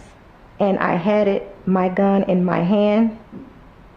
And Detective Hayward asked you, are you pointing it at him at this time? What was your response? No, I am not pointing it at him, but I'm pointing it away. No, reread that. I don't believe that's what that says. I'm not pointing it at him, but I'm not pointing it away. Where it goes on to show that I was resting it on the window of the car. She's doing a poor job. As I explained, I was pushing away. And so your testimony today was all of this could have been avoided, correct? Correct. And you also stated that you had no intention or you wasn't trying to interject yourself in a situation that you just got away from, correct? Correct. But that's in fact what happened on May 7, 2019. Interjecting myself twice or initially? So in the initial incident, your vehicle was not struck, correct? Correct. And so there was no reason for you to interject yourself in the final conclusion of what happened with Mr. Herring as far as that incident was concerned. Well, there's a lot that led up to that. So for me to have interjected myself to begin with was me doing something that I would have wanted someone else to do for me, which was to be a witness for what I thought was an accident. And you're not post-certified? No, I'm not. You're not a police officer? I'm not. Nobody deputized you on that day to apprehend anyone? No, they did not.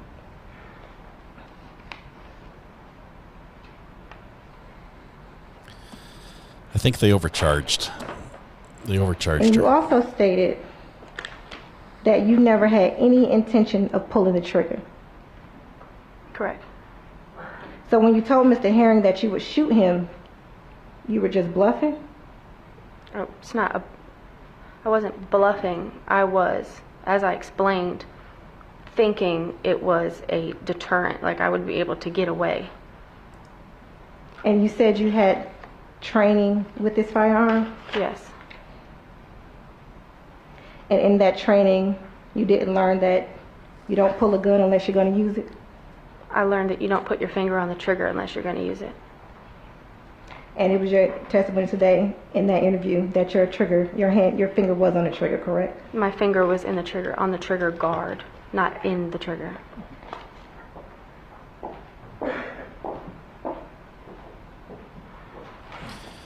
If that's the best the state can bring, she held her own quite a bit.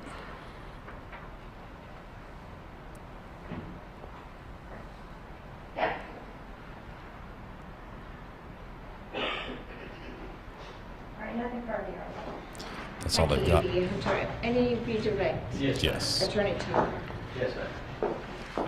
Okay, now they talked about this 911 tape with you. Yep, he gets to go here. During this 911 tape, as you heard it while you were sitting at the table, did it appear sometimes you were talking over the 911 operator and they were talking over you? It appeared that way, yes. Okay. Did it appear that when they were saying one time, we don't want you to chase, we want you to be safe, that you were giving directions at that time? Correct. Could that be the reason you did not hear the first or the second time? Correct. Okay. Now, the state kept saying that they said, don't chase, don't chase. But you recall them saying, be safe and come back to a location, correct? From my recollection, I remember them telling me not to chase. I told them I wasn't chasing. I was just following behind. She wanted me to be safe, and I told her that I understood that. I had no reason to think that I wouldn't be safe. Okay. And the last time from you saying, I'm just trying to get his tag, how many seconds went by before 911 came even back on the line to talk to you? There's a large gap between both times of her originally asking me, can I get the tag? And I said, no, hold on. There was a large gap. And then she asked me again if I was able to get the tag. And there was another large gap. Right. And I recall hearing you walking at a fast pace to your car, to your Jeep, while they were asking about the tag. So did you get into your Jeep at that time? Yes, because I was sitting on my passenger side, or standing at my passenger side. And you were on the phone concentrating to what 911 was saying, correct? Correct, yes. Did you hear any outside noise of the state officer telling somebody to take a picture of the tag or to get the tag number? No. So you were doing what you were told to or requested to by 911? Yes. Okay. Now, state asked you a specific question, and I think you read the transcripts of you never had your finger on the trigger. But isn't it true that the portion you read said your hand was on the trigger? That's the way that I interpreted it, which is why I tried to explain about the previous statements. Is your hand different than your finger? It's a part of. Okay, but it's different when you're holding a gun to have a hand versus a finger on a trigger, correct? Correct. And do you recall anybody ever coming in there to get fingerprints to check the trigger to see if there were any fingerprints on the trigger? No, they never checked for fingerprints. They never checked my fingerprints. They never even checked the fact that I had the marks or the ripped shirt or anything like that until way after. And did you request them to take pictures or to check that, or did someone else? Detective Moore is who actually asked the photographer to come in after it was brought to her attention. And you mentioned that they were going back and forth, Detective Moore and Detective Haywood, correct? Correct. And was it kind of a good cop, bad cop situation? In hindsight, yes. Okay. And did it appear they were looking for a certain answer, or they were changing your words to get that answer? That's how I explained it. That's how I felt. Okay. And Now, you stated that, there was no contact, and you stated you thought it was the vehicle, correct? Correct. Was there any contact with the vehicle prior to the question they asked? At that point, there was not. But had he grabbed you or done anything to you prior to that? Prior to what are you referencing? To the vehicle moving forward and hitting your vehicle. And that's the contact you thought they were talking about, correct? Correct, yes. So when he had a hold, and then once he grabbed a hold of me, after that is when the vehicles hit, which I didn't figure out until after the fact, of course.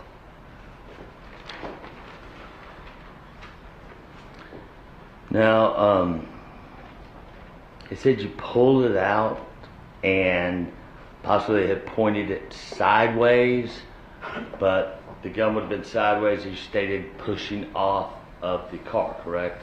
Correct. So is that when he grabbed your wrist? Yes. So the gun would have been pointing kind of upward or downward, not at him when he grabbed your wrist, correct? Correct. Okay.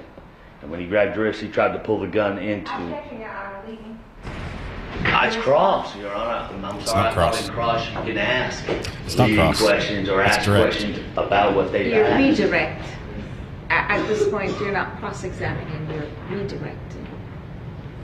So I will sustain the objection as to leading question. So what was the position of the gun as was asked by the state when it was resting on the boot?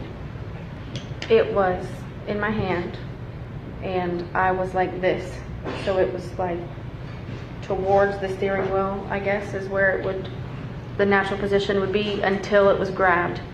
And then once it was grabbed, it was back and forth, but inevitably in the end, it ended up to where it was being pulled that way, like away. And you were asked about hearing your voice on the 911 tape. Did you hear your voice saying stop on the 911 tape? I couldn't hear any of my, what I consider cries for help on the 911 tape.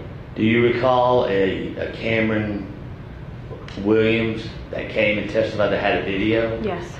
Okay. And do you recall after the state had taken him back to refresh his memory, and then he came back to finish his testimony? Do you recall hearing the video? I do. What did they say in the video? You can hear me saying, stop, stop, over and over again. And the phone was right there, close to you? It was. So, obviously it just wasn't loud enough to be on the 911 tape? I mean, my voice projection didn't change for me yelling from get out of the car to stop. So I don't know how it picked up one and not the other. And it stated, the state requested that this could have been avoided and asked you that question. Do you recall that? I do. How could it have been avoided? Initially, me not trying to do the right thing. And in the end,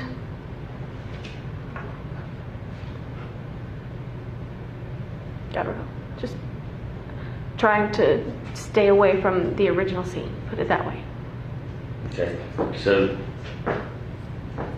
you said at the beginning, but at the end, it could have been avoided a different way? I believe if he wasn't trying to take it from me, it would have never went off. And you would have never pulled it had the situation not escalated? Correct. Okay.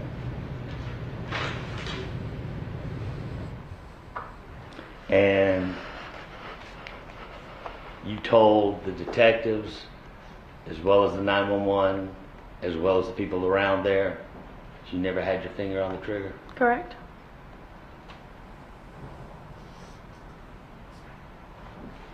And if anything, your hand was on the trigger guard? No, but that's where your hands rest, is alongside. Yes. Okay. Thank you. No further questions? Thank you, Attorney. Anything further from the state? Very briefly, talked about the fact that it could have been avoided had you not attempted to, I guess, assist or help. But this actually could have been avoided if you not had introduced a gun into this incident, correct? I introduced the gun to try and save my life. Nothing further, Your Honor.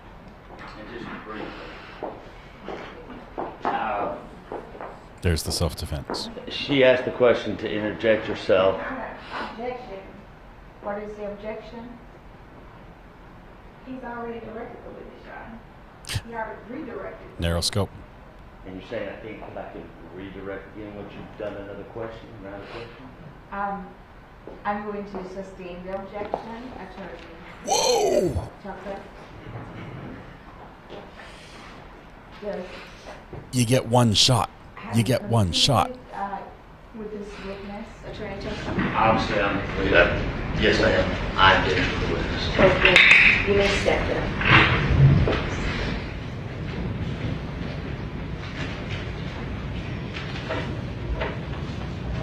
Does the defense have another witness? Not that should have, there's subpoena, Your Honor, no. So the defense rests at this time? Yes, ma'am. Okay. Does the state intend to use any rebuttal witnesses? Yes, Judge. Okay. Can counsels please approach? Okay, I think. Wow, he's mad. He's furious. He's texting. He's Okay, I've judge has never seen redirect. Okay, now some we've seen this before. We've seen before. You get like a 1, 2, 3, 4, and that's done. Cross. You get direct. You get cross. You get redirect and recross, and then it's done. But wow, when they go into new area, I thought they allow that. Not every judge allows redirect. Yep. And apparently this one doesn't. He needs to watch Matthew Harris to learn the rules of the court. What happened? He thought he just assumed he would get a redirect, meaning he'd get to go into the question that the state had raised on their recross. Not so. Judge said, nope, you got your shot. So now we've the state. They also said that when they asked if they have another witness, they said not that showed up to their subpoena or not that responded to their subpoena or something like that. So they have a witness who just didn't show. And so she says, so you're resting, right? Because you don't have any more witnesses. It's your job to get your witnesses here. They're not here. So the defense is going to rest now. But before the defense rests, we've got the state with some expert rebuttal witness. We'll see who they get for that. He can recall a witness if he's arranged for them to be here.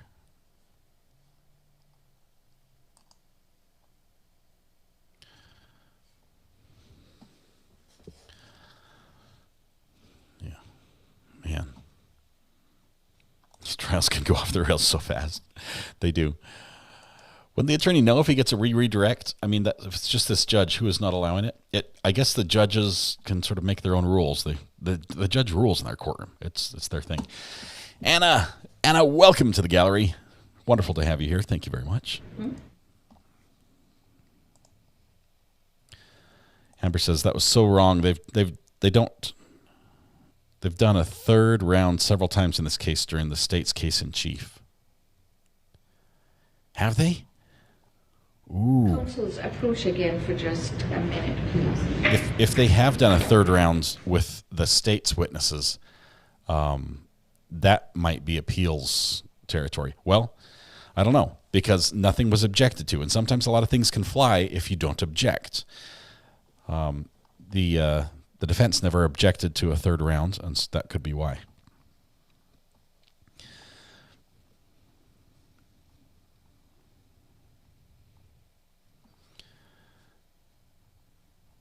Horrible cross from prosecution, in your opinion, says Mila's mom. I think she did pretty well as far as sticking to her testimony. Now, a lot of people are saying that they don't believe her testimony. It's just the same thing they've heard before, and they're not buying it. But as far as not being tripped up in her words and sticking to her original testimony and not tripping up. I think she did really well. Ladies and gentlemen of the jury, I am going to release you at this time for the evening and ask that you return tomorrow at, hopefully you'll get here by 8:30 so that we can promptly start at 9 o'clock. You are released for the evening with the instructions that I previously gave. They still apply. No discussion, no social media searches, all the instructions that I've given. And hopefully you'll have a good evening, and we'll see you back here tomorrow at 8:30. Thank you so much. All right, jury is going to head out. Let's see if they have any issues to bring up before the judge before we take a break for the night. The redirect has to be in rebuttal to the recross. Not sure if there was anything to rebut with the one question. It was going over something that she had said before, so I think the judge might have been right in that ruling, come to think of that. There's no such thing as redirect. This comes from Sheila, who says court reporter in your name, so you know. There's no such thing as redirect. It's called further redirect. I just want to add more re's in front of it. Is that not a thing? Apparently no. Jury instructions and closing still have to be gone over, so we might do that live or maybe not. Her testimony seems to match the evidence more than other eyewitnesses. So, just to place on the record what was discussed at the bench, we're going to conduct the charge conference or pre-charge conference at this time. The state will call its rebuttal witness tomorrow at 9 o'clock. But at this time, we can go ahead and look at the charges and determine what will be read to the jurors tomorrow. Attorney Tucker, were you able to receive a copy? I believe the clerk came out and made a copy for everyone to find. Okay. I'm not sure if she gave it to them or not. I think what was discussed in her email is kind of similar to what I wrote all over the paperwork, and I agree on some of the, I think on the majority of the issues brought up, I agree with. And mine are just notes on the charge itself because there's duplicate charges, there's gaps, there's some other stuff. So the max, I think if we go through and make sure that every charge is correct the way it's said, and some of ours are the same, I think we can go max is life in prison without parole, and that should satisfy. That I don't think there's something that I'm going to jump up and really object to because all of it looks like a pattern. Okay. All right. So I'm going to step off the bench for just a minute. Let me just see if the staff attorney is here so that we can go ahead and try to handle this portion of it. For those of you that are sitting in the courtroom, pretty much we're recessed in terms of evidence. We're just doing charges, what the jury will be charged with. So you're free to remain here or you're free to leave. She's saying the next part's going to be boring, and everything she goes over today will be read at a later point in court. Step off for just a couple minutes, and then I'll be back to review the charges. Was the state able to send any revisions to the staff attorney? Yes, I've sent my revisions to staff attorney and defense. I don't have any of their suggestions or their requests at revision. Nothing from defense attorney? I have his original request to charge that we both did in October of 2022.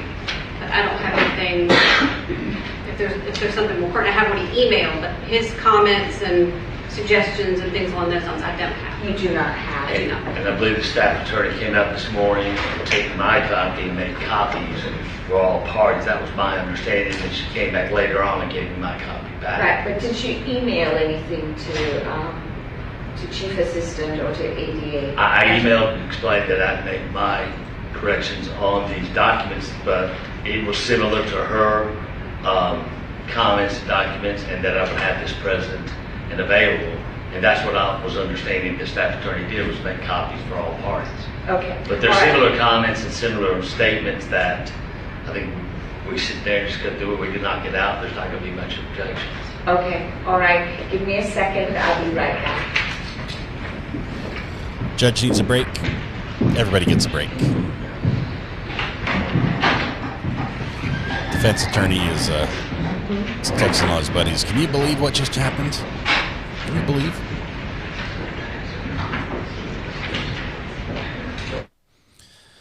So we're gonna split to here for right now. I think the camera should probably pan up to the seal here shortly, but it's not doing that. All right, somebody's calling. Let's see who this is. Call from AWOL podcast. Is this AWOL?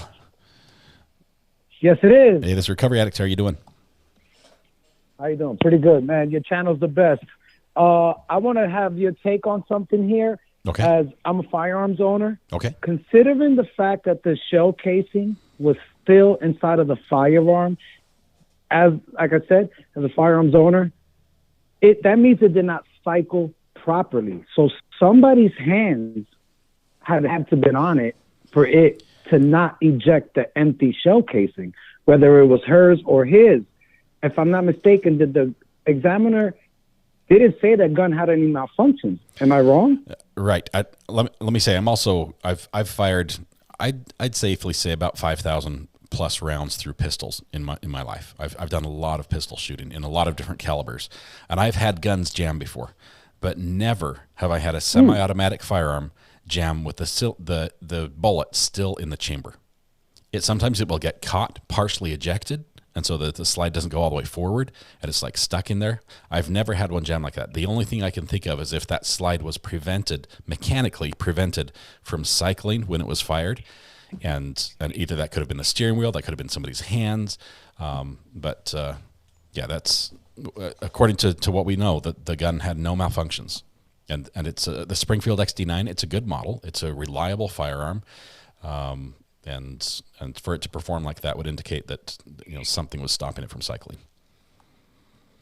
That's what I mean. And it was a small firearm. I have a SIG 365, which is a small firearm. When you have your whatever non-dominant hand on your thumb on the slide, I prevented it from not cycling correctly, just at the range.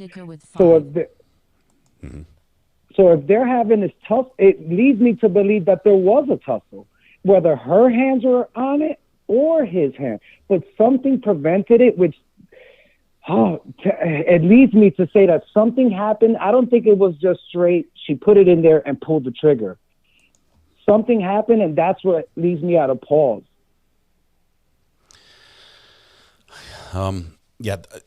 Here's what I'll say. There's a lot of evidence that would lean towards there being a struggle. You've got a torn shirt. You've got injuries on her arms, on her knuckles, on her head, on her neck. You've got a dropped phone. You've got the gun not cycling properly and jamming with the cartridge in the cylinder. All these things can be explained very easily without a stretch of the imagination by there being a tussle in the car, a struggle over this. If you don't believe there's a struggle, how do you explain all those things? How do you explain the dropped phone? How do you explain the chamber still containing the spent cartridge and not cycling properly? How do you explain her injuries that she has? What about a ripped shirt? I mean, people were standing around from the moment this happened till she was in custody. There were eyes on her.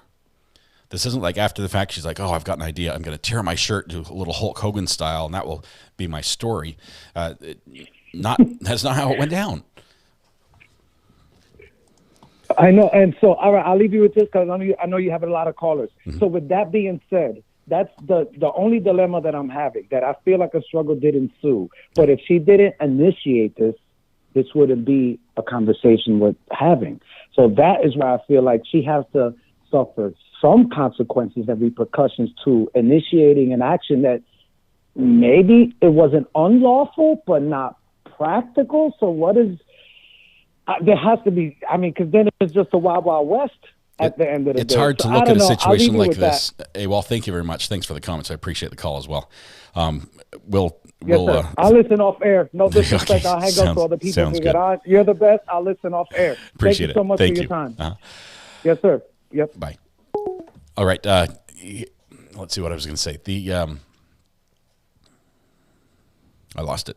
Your question was great, but I completely lost it. I apologize. Man, yes, here's what it was. If it's hard for us to look at a situation where someone lost their life and say, ooh, look at that.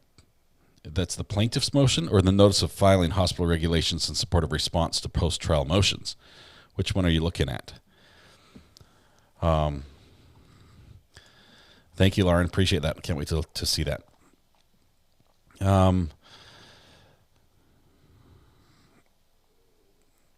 When somebody is passed away, when there's a result, somebody loses their life. Okay, we feel like there needs to be some justice done. Somebody needs to pay. There's clearly, this is a tragedy. And if the one person who's charged with it is acquitted, then you lose it. Then it's like, okay, well then justice wasn't done. Clearly, they just published, just barely released it. Lauren, you are quick, man. You're quick. Who filed this one? Plaintiff's notice of filing hospital regulations in support of response to defendant's post-trial motions. Oh man, this is good. Oh man, here's the problem. I've got a meeting tonight for my Airbnb.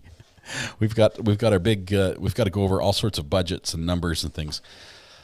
I've been refreshing it all day. Lauren, you were quick. I mean, literally, I think you caught it within the first minute it was available. This is a filing by the plaintiff's team with all sorts of hospital licensing and regulation stuff. Exhibit 2, internal risk management program.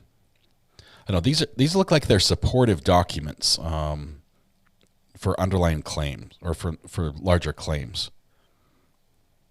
This is their rules, procedures, bylaws, whatever it is, liability laws, rules. Let me see if there's anything juicy in here. Most of them are exhibits.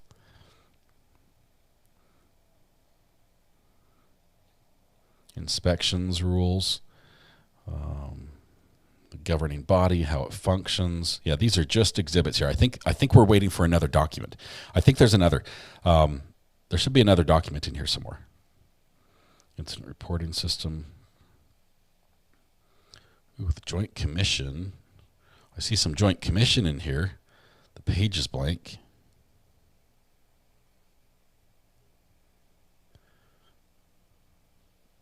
Oh, I think that's the bottom. Okay. Rules of participation. Man, fun stuff. All right. The response hasn't been filed yet, though. Yeah, we haven't seen the response. I'm just looking through this. This is almost all exhibits, from what I can tell. CMS final ruling. It's a long one. Okay. Good stuff. All good stuff, but we're still waiting for the juicy one. All right, so where are we on the Hannah Payne trial? Is Recovery Addict streaming the court hearing on Wednesday? Which one on Wednesday? Wednesday is the 13th. Here's what I'll say, Jacqueline. I just got a call, actually just a little while ago on this live stream, where the Judge Carroll's judicial assistant called us and let us know that we're included as media, the media pool for that one. But I might need to get down to Florida to do it. So we're trying to figure it out, flights and rentals and where to stay and all that fun stuff. That would give us access to the live stream directly. It's only about a 4-hour hearing. At least that's what's scheduled, and I think it's going to stick to the schedule. The judge has been really good about sticking to the schedule on other things, so I think this is a good possibility that we'll move forward the way it is. She had used a High Point. High Point would have jammed, wouldn't have fired. High Point's a cheaper brand of firearms, by the way, for those that know. And you shall be there. We're counting on you. We've got some work to do. We've got to look for a few things. I know Jules has offered to get me a ride from the airport and everything. Does that mean you'll be streaming it? If I can get down there, yes. Back to what? Back to Hannah. Back to Hannah. Hang on. Let's go back here.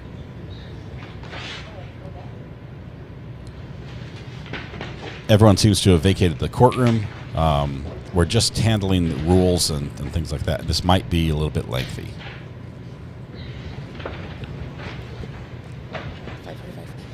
Okay, so here's the question. Scott, you were asking before we started this latest one, you said, is there any scenario where what she said, her story, actually answers all of the questions and addresses all of the inconsistencies? Charges, the counts.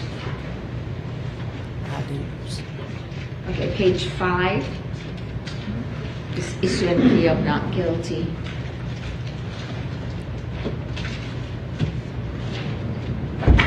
Are we okay with page 5? Here's what I want to do. I'm gonna cut away from the courtroom because all of these are going to be read tomorrow to the jury. Do not cut off Mrs. R.A., says Red Pen. I'm gonna turn this off. What they're doing right now is they're going over the jury instructions that will then be read. Okay. Jury instructions, the actual charge. Hannah's doing all the filing. You don't have a computer? Yeah, I guess. Mic's turned off. Right. And just speak into the mic. Yes, turn it Attorney on. Tucker, just... I'm going to turn them off just for a bit. We're going to go back to Mrs. R.A. Okay, I want to be just as respectful about this as I possibly can. Actually, I'm trying to fix this mic. Scott, this mic is so loose. Is it supposed to be? Okay, I'm not touching the mic anymore. Okay, I recognize that a lot of you are on the other side of this, and that is just fine. I think a lot of people are coming to their conclusions based on their reading of the facts, and that's fine. That's totally cool. But Scott, you asked when we were coming into this if there was any scenario, if something could come up where all of the questions were asked or answered, where it was a story could come together and cobble everything together where she was not the bad guy. Would you then find her not guilty? So, 2 questions. This story that she came up with seemed to do exactly that. Do you now feel that she is not guilty? And the second question is, do you feel that she was honest in her telling of it? Do you feel like when she was giving all of these details, was that an accurate portrayal of what actually went down? Or were there any pieces of it that you felt like, oh, that doesn't seem quite honest? I do lean to the side that she was believable in her testimony, that she was speaking in truthful manners. She admitted where she didn't remember exact things that happened. I'm not sure if he actually wants to talk on the show or not. Do you want to answer that one? Oh, yeah. Okay. I mean, I'll take it on there if he wants. But here's what I'll say. I'm frustrated with I was saying this before, I'm frustrated with the fact we have somebody who died, who seems to have died needlessly, right? We look at this and say, all this could have been avoided. And then we have a gentleman who's deceased because of this. And then at the same time, we have a story, and she told the perfect story that I told you beforehand that she would need. She would need the perfect story that would put her at the side of that vehicle, being a good Samaritan, with the halo and the wings in place, there outside the window. And if she can get there without causing any problems and still have everything match up with the evidence, then she's got reasonable doubt, because at that point she's done nothing wrong. She's made poor decisions, but she's done nothing wrong, and I think she provided that scenario. So to me, I think that's reasonable doubt. It bothers me that she was the only witness. Was there no one else? There was no one else. Oh, we heard from 4 different witnesses, and none of them can agree on what happened.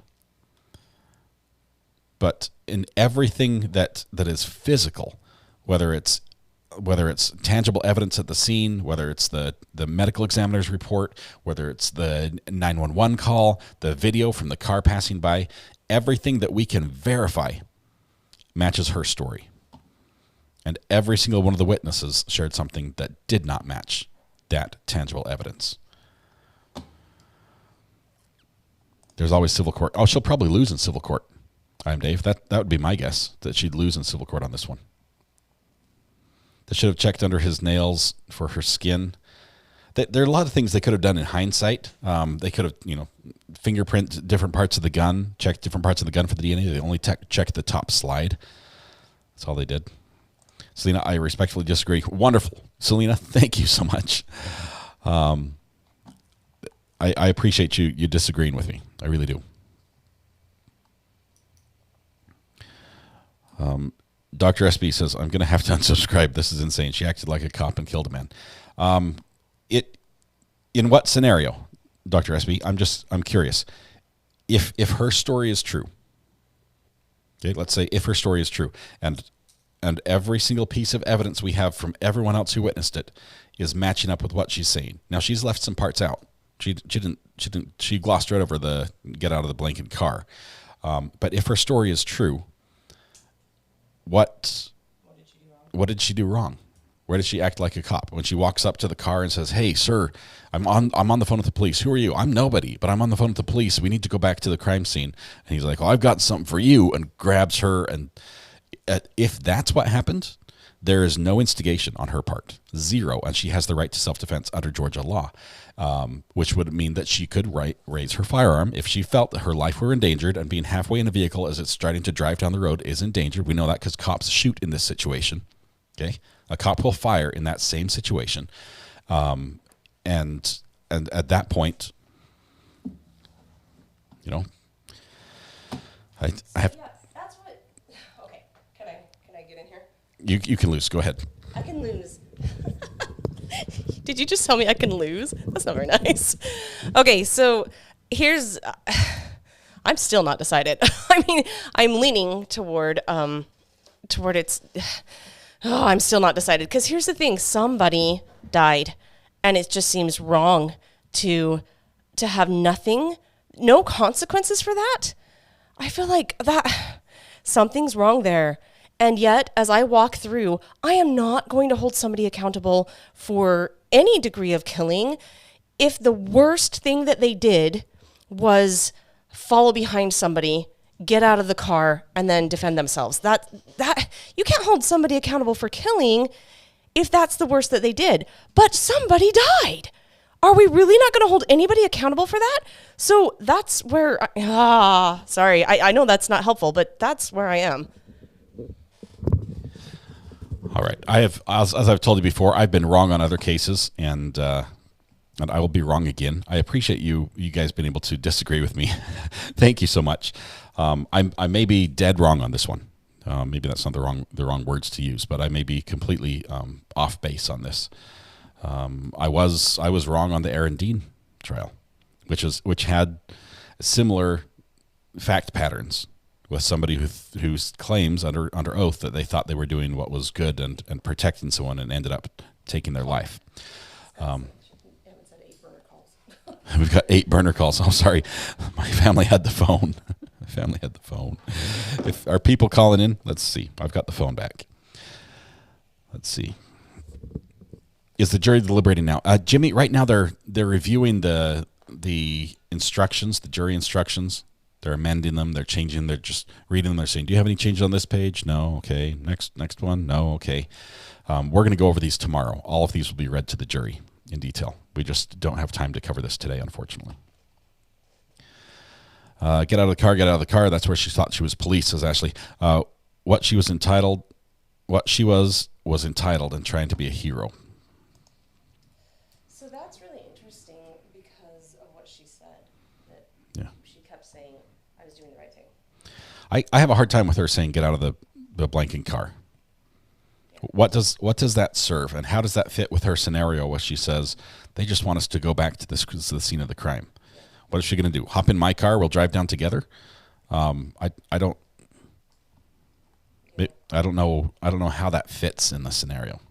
Well, and I think that's more to the point as well. It's not really the gun that's the problem. It's what's going on. All right. So we've got new filings in the Maya trial. We have all this going on tomorrow. It's going to be huge. It's going to be amazing. I think we're going to have another.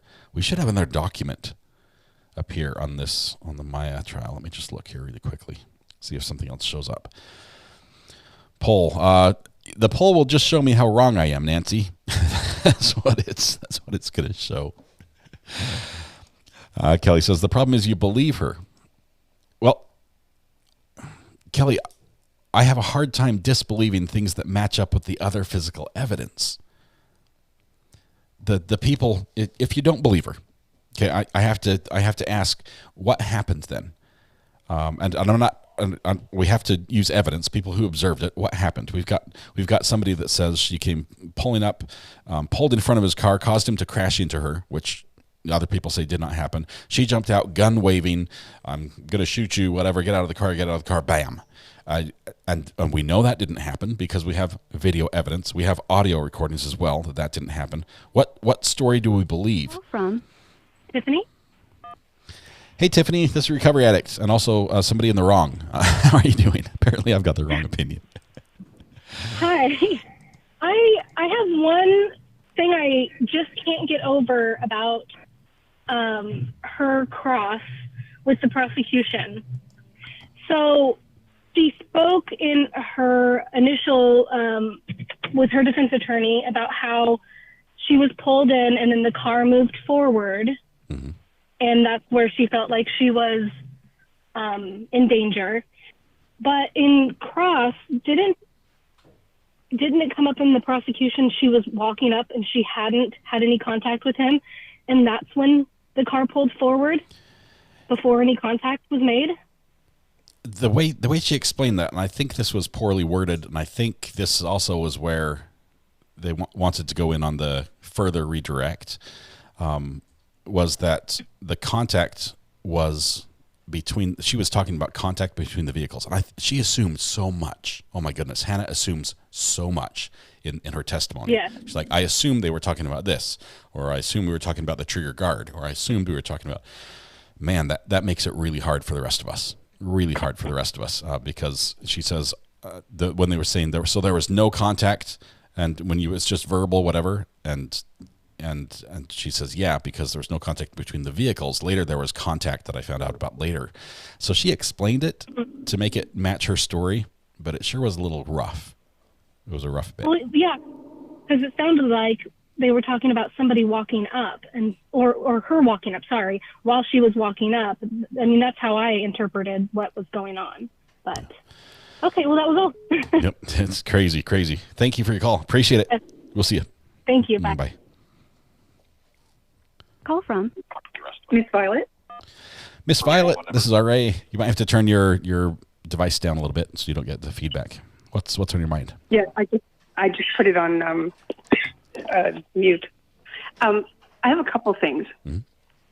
So she says when the very first accident, there's a lot of reports around him being confused and not being quite right.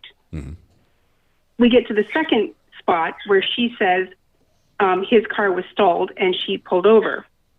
Interestingly enough, after the car was stalled and she was pulled in through the window, by her estimation, the car was working well enough for him to pull ahead. Right. So we have a little bit of physical evidence that does indicate a contact, and the final resting location indicates there was contact, but it's minimal. Very, very little. Mm-hmm. Yeah. Yeah, I'm still on the fence. Because once she pulls the gun, she becomes the aggressor. And he becomes the person defending himself against someone who's holding a gun to his head saying, I'm going to shoot you. Right. If she did this before he did anything to her, if she walked up to the car, just phone in hand, nothing else, and was like, look, I'm on the phone with the police, and we have audio from the 911 call. You can hear this, where she's saying, look, I'm on the phone with dispatch. They want us to go back. That audio's there. Okay, so we know that part happened. We don't know, that's just audio. We don't know if she had also the gun in her hand or something. We can't prove that. But we know that happened. But if she went up to the phone and just said, sir, I'm on the phone with dispatch. They want us to go back. You've got to stop. Quit trying to drive. Get out of the car, whatever. So far, she's not the aggressor. And if then he grabs her, and tries to pull her in, and that's where the ripped shirt starts and the injury on her wrist and everything, then she still has the right to self-defense because she hasn't instigated under Georgia law. But that would mean have to accept everything that happened as she said so, and not what the other witnesses all said. What she jumped out yelling and hollering, and she had beef with this guy from the get-go, according to all the other witnesses. Right. So.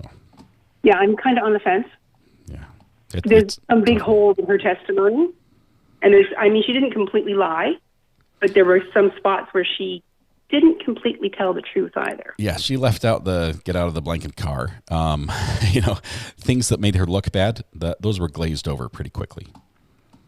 Yeah, and I don't know about you, but if somebody says that to me, that's aggression. That is. Yep. And so, depending on when that happened, and we'll have to go back and figure that out. If he had started it first, then I don't know, but it seems like this would have been get out of the blanket car is not what you say while you're getting pulled into the car, right? That doesn't add up. So right, that and her testimony in court was very matter of fact. This happened, that happened, the other thing happened. There was zero emotion in there until she got to the point where there was some question as to whether she had done something wrong. Yeah, the lack of remorse. A lot of people have called this out, even on the scene at the time. That was explained in direct examination by finding out that she didn't know what had happened until long after. She didn't know that the guy had passed away until long after. She just thought he was injured, which I don't know. No, it seemed pretty cold. It seemed pretty cold. So yeah, we'll see. I live in Canada. You live in Canada? I live in Canada right now. I'm in Ontario. What part? Oh, Ontario. Is it freezing cold up there? It's a bit cool. I had to wear a winter coat today when I went out. But no boots, no scarf, no hat. Now suddenly I can hear your accent. Did you just turn that on just for me when you went out? I did. Okay. We have up here in Canada. We have these little switches that we turn on, and we say things like a boot. I don't know what you're talking about. Yes, that's funny. It's a beautiful accent. We like the judge's accent as well. She's from Jamaica here, so that's she has a wonderful dialect. But the defense attorney, I had a heck of a time understanding the words coming out of his mouth. And I know that he had a stroke and all of that. That had nothing to do with my inability to understand the words coming out of his mouth. You just don't understand Southern. You just don't understand Southern. In the deep South. In the deep South, they would say he's speaking the Queen's English. Okay, it is. Yeah, I have the same problem with people from Newfoundland. Yeah. Yeah, Great they stuff. don't speak English. Yeah. It's fun. I had to. I learned a lot when I moved to North Carolina. North Carolina is officially in the South, and we've run across a few people that have some strong accents, and you have to watch. I've got to watch their face to try to get facial clues, almost like body language, to understand what they're saying sometimes. But it's fun. I love it. I love all the accents. Yeah, I spent time in Pennsylvania, and the people there have their own dialect as well. And oh my. It's great. Everywhere you go, the people just talk a little bit differently. I was over in England for a while, and the fun thing about England is the dialects are very localized, and you can go from almost one town to another and hear differences, which is pretty cool. But wonderful. Thank you for calling from Canada. I appreciate it. Stay warm up there. Yeah, thanks for having me. And by the by, you have the best chat programming, all that other good stuff that I have found so far. So thank you for having me. Well, thanks for not looking too hard. So I appreciate, just kidding. Appreciate the kind words. Thank you so much. Have yourself a wonderful evening tonight. You too. Be safe. All right. Bye-bye. Bye. All right. I've got a meeting that starts in 2 minutes. So we have to wrap things up a little bit. We're going to resume tomorrow. Court starts at 9 o'clock. So we're going to start at 8:30 tomorrow. We're going to resume and go on. I think I'm going to be shopping for flights for a quick trip down to Florida. You need to figure out if it's cheaper to fly out of Greenville or Pitt Green or Charlotte or Kinston or all the other different little airports around here. but we'll figure out how to get there in a reasonable amount of time with all my equipment. I always have good punchlines. I steal them from people. I do. Let's see. Welcome to the new members today. Appreciate every single one of you joining. That is wonderful. We still have, just checking to make sure everyone didn't unsubscribe because I've got the wrong opinion on this case. I think you're still here. I hope you would. Hope you would stay. Don't leave just because I'm wrong. I've been wrong many times before, and I'm still trying to work this through. You just get to see me do it, a lot like Judge Schroeder. So, let's see. I never went up north when I was in England. No, but I had a good friend from Edinburgh. That's pretty far north. It's into Scotland, so it's pretty cool.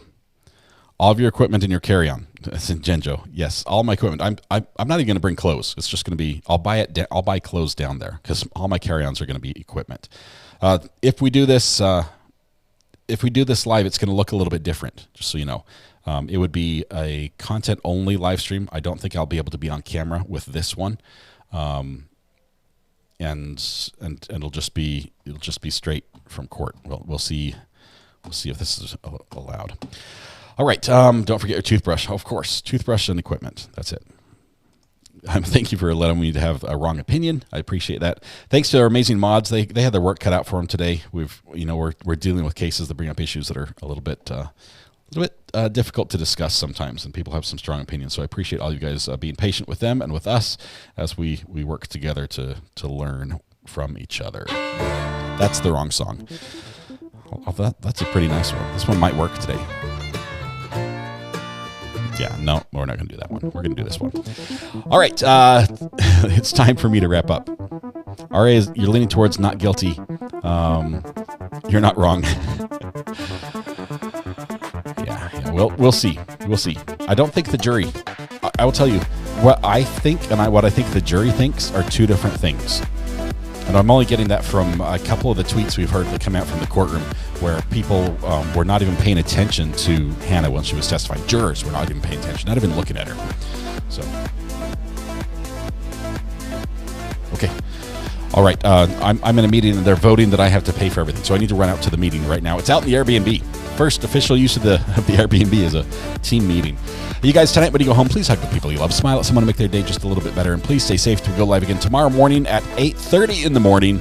Bright and early. Please be here for the birthday wishes. It will be, Tuesday. So no hump day yell yet. But day 2. We made it through Monday. Congratulations. Thank you all. Thanks to the wonderful mods. Thanks for your generous support. We'll get some information about the Florida trip tomorrow morning as well. And let you all know how that's going along. So have a good one. We'll see you. Be good to each other. Bye.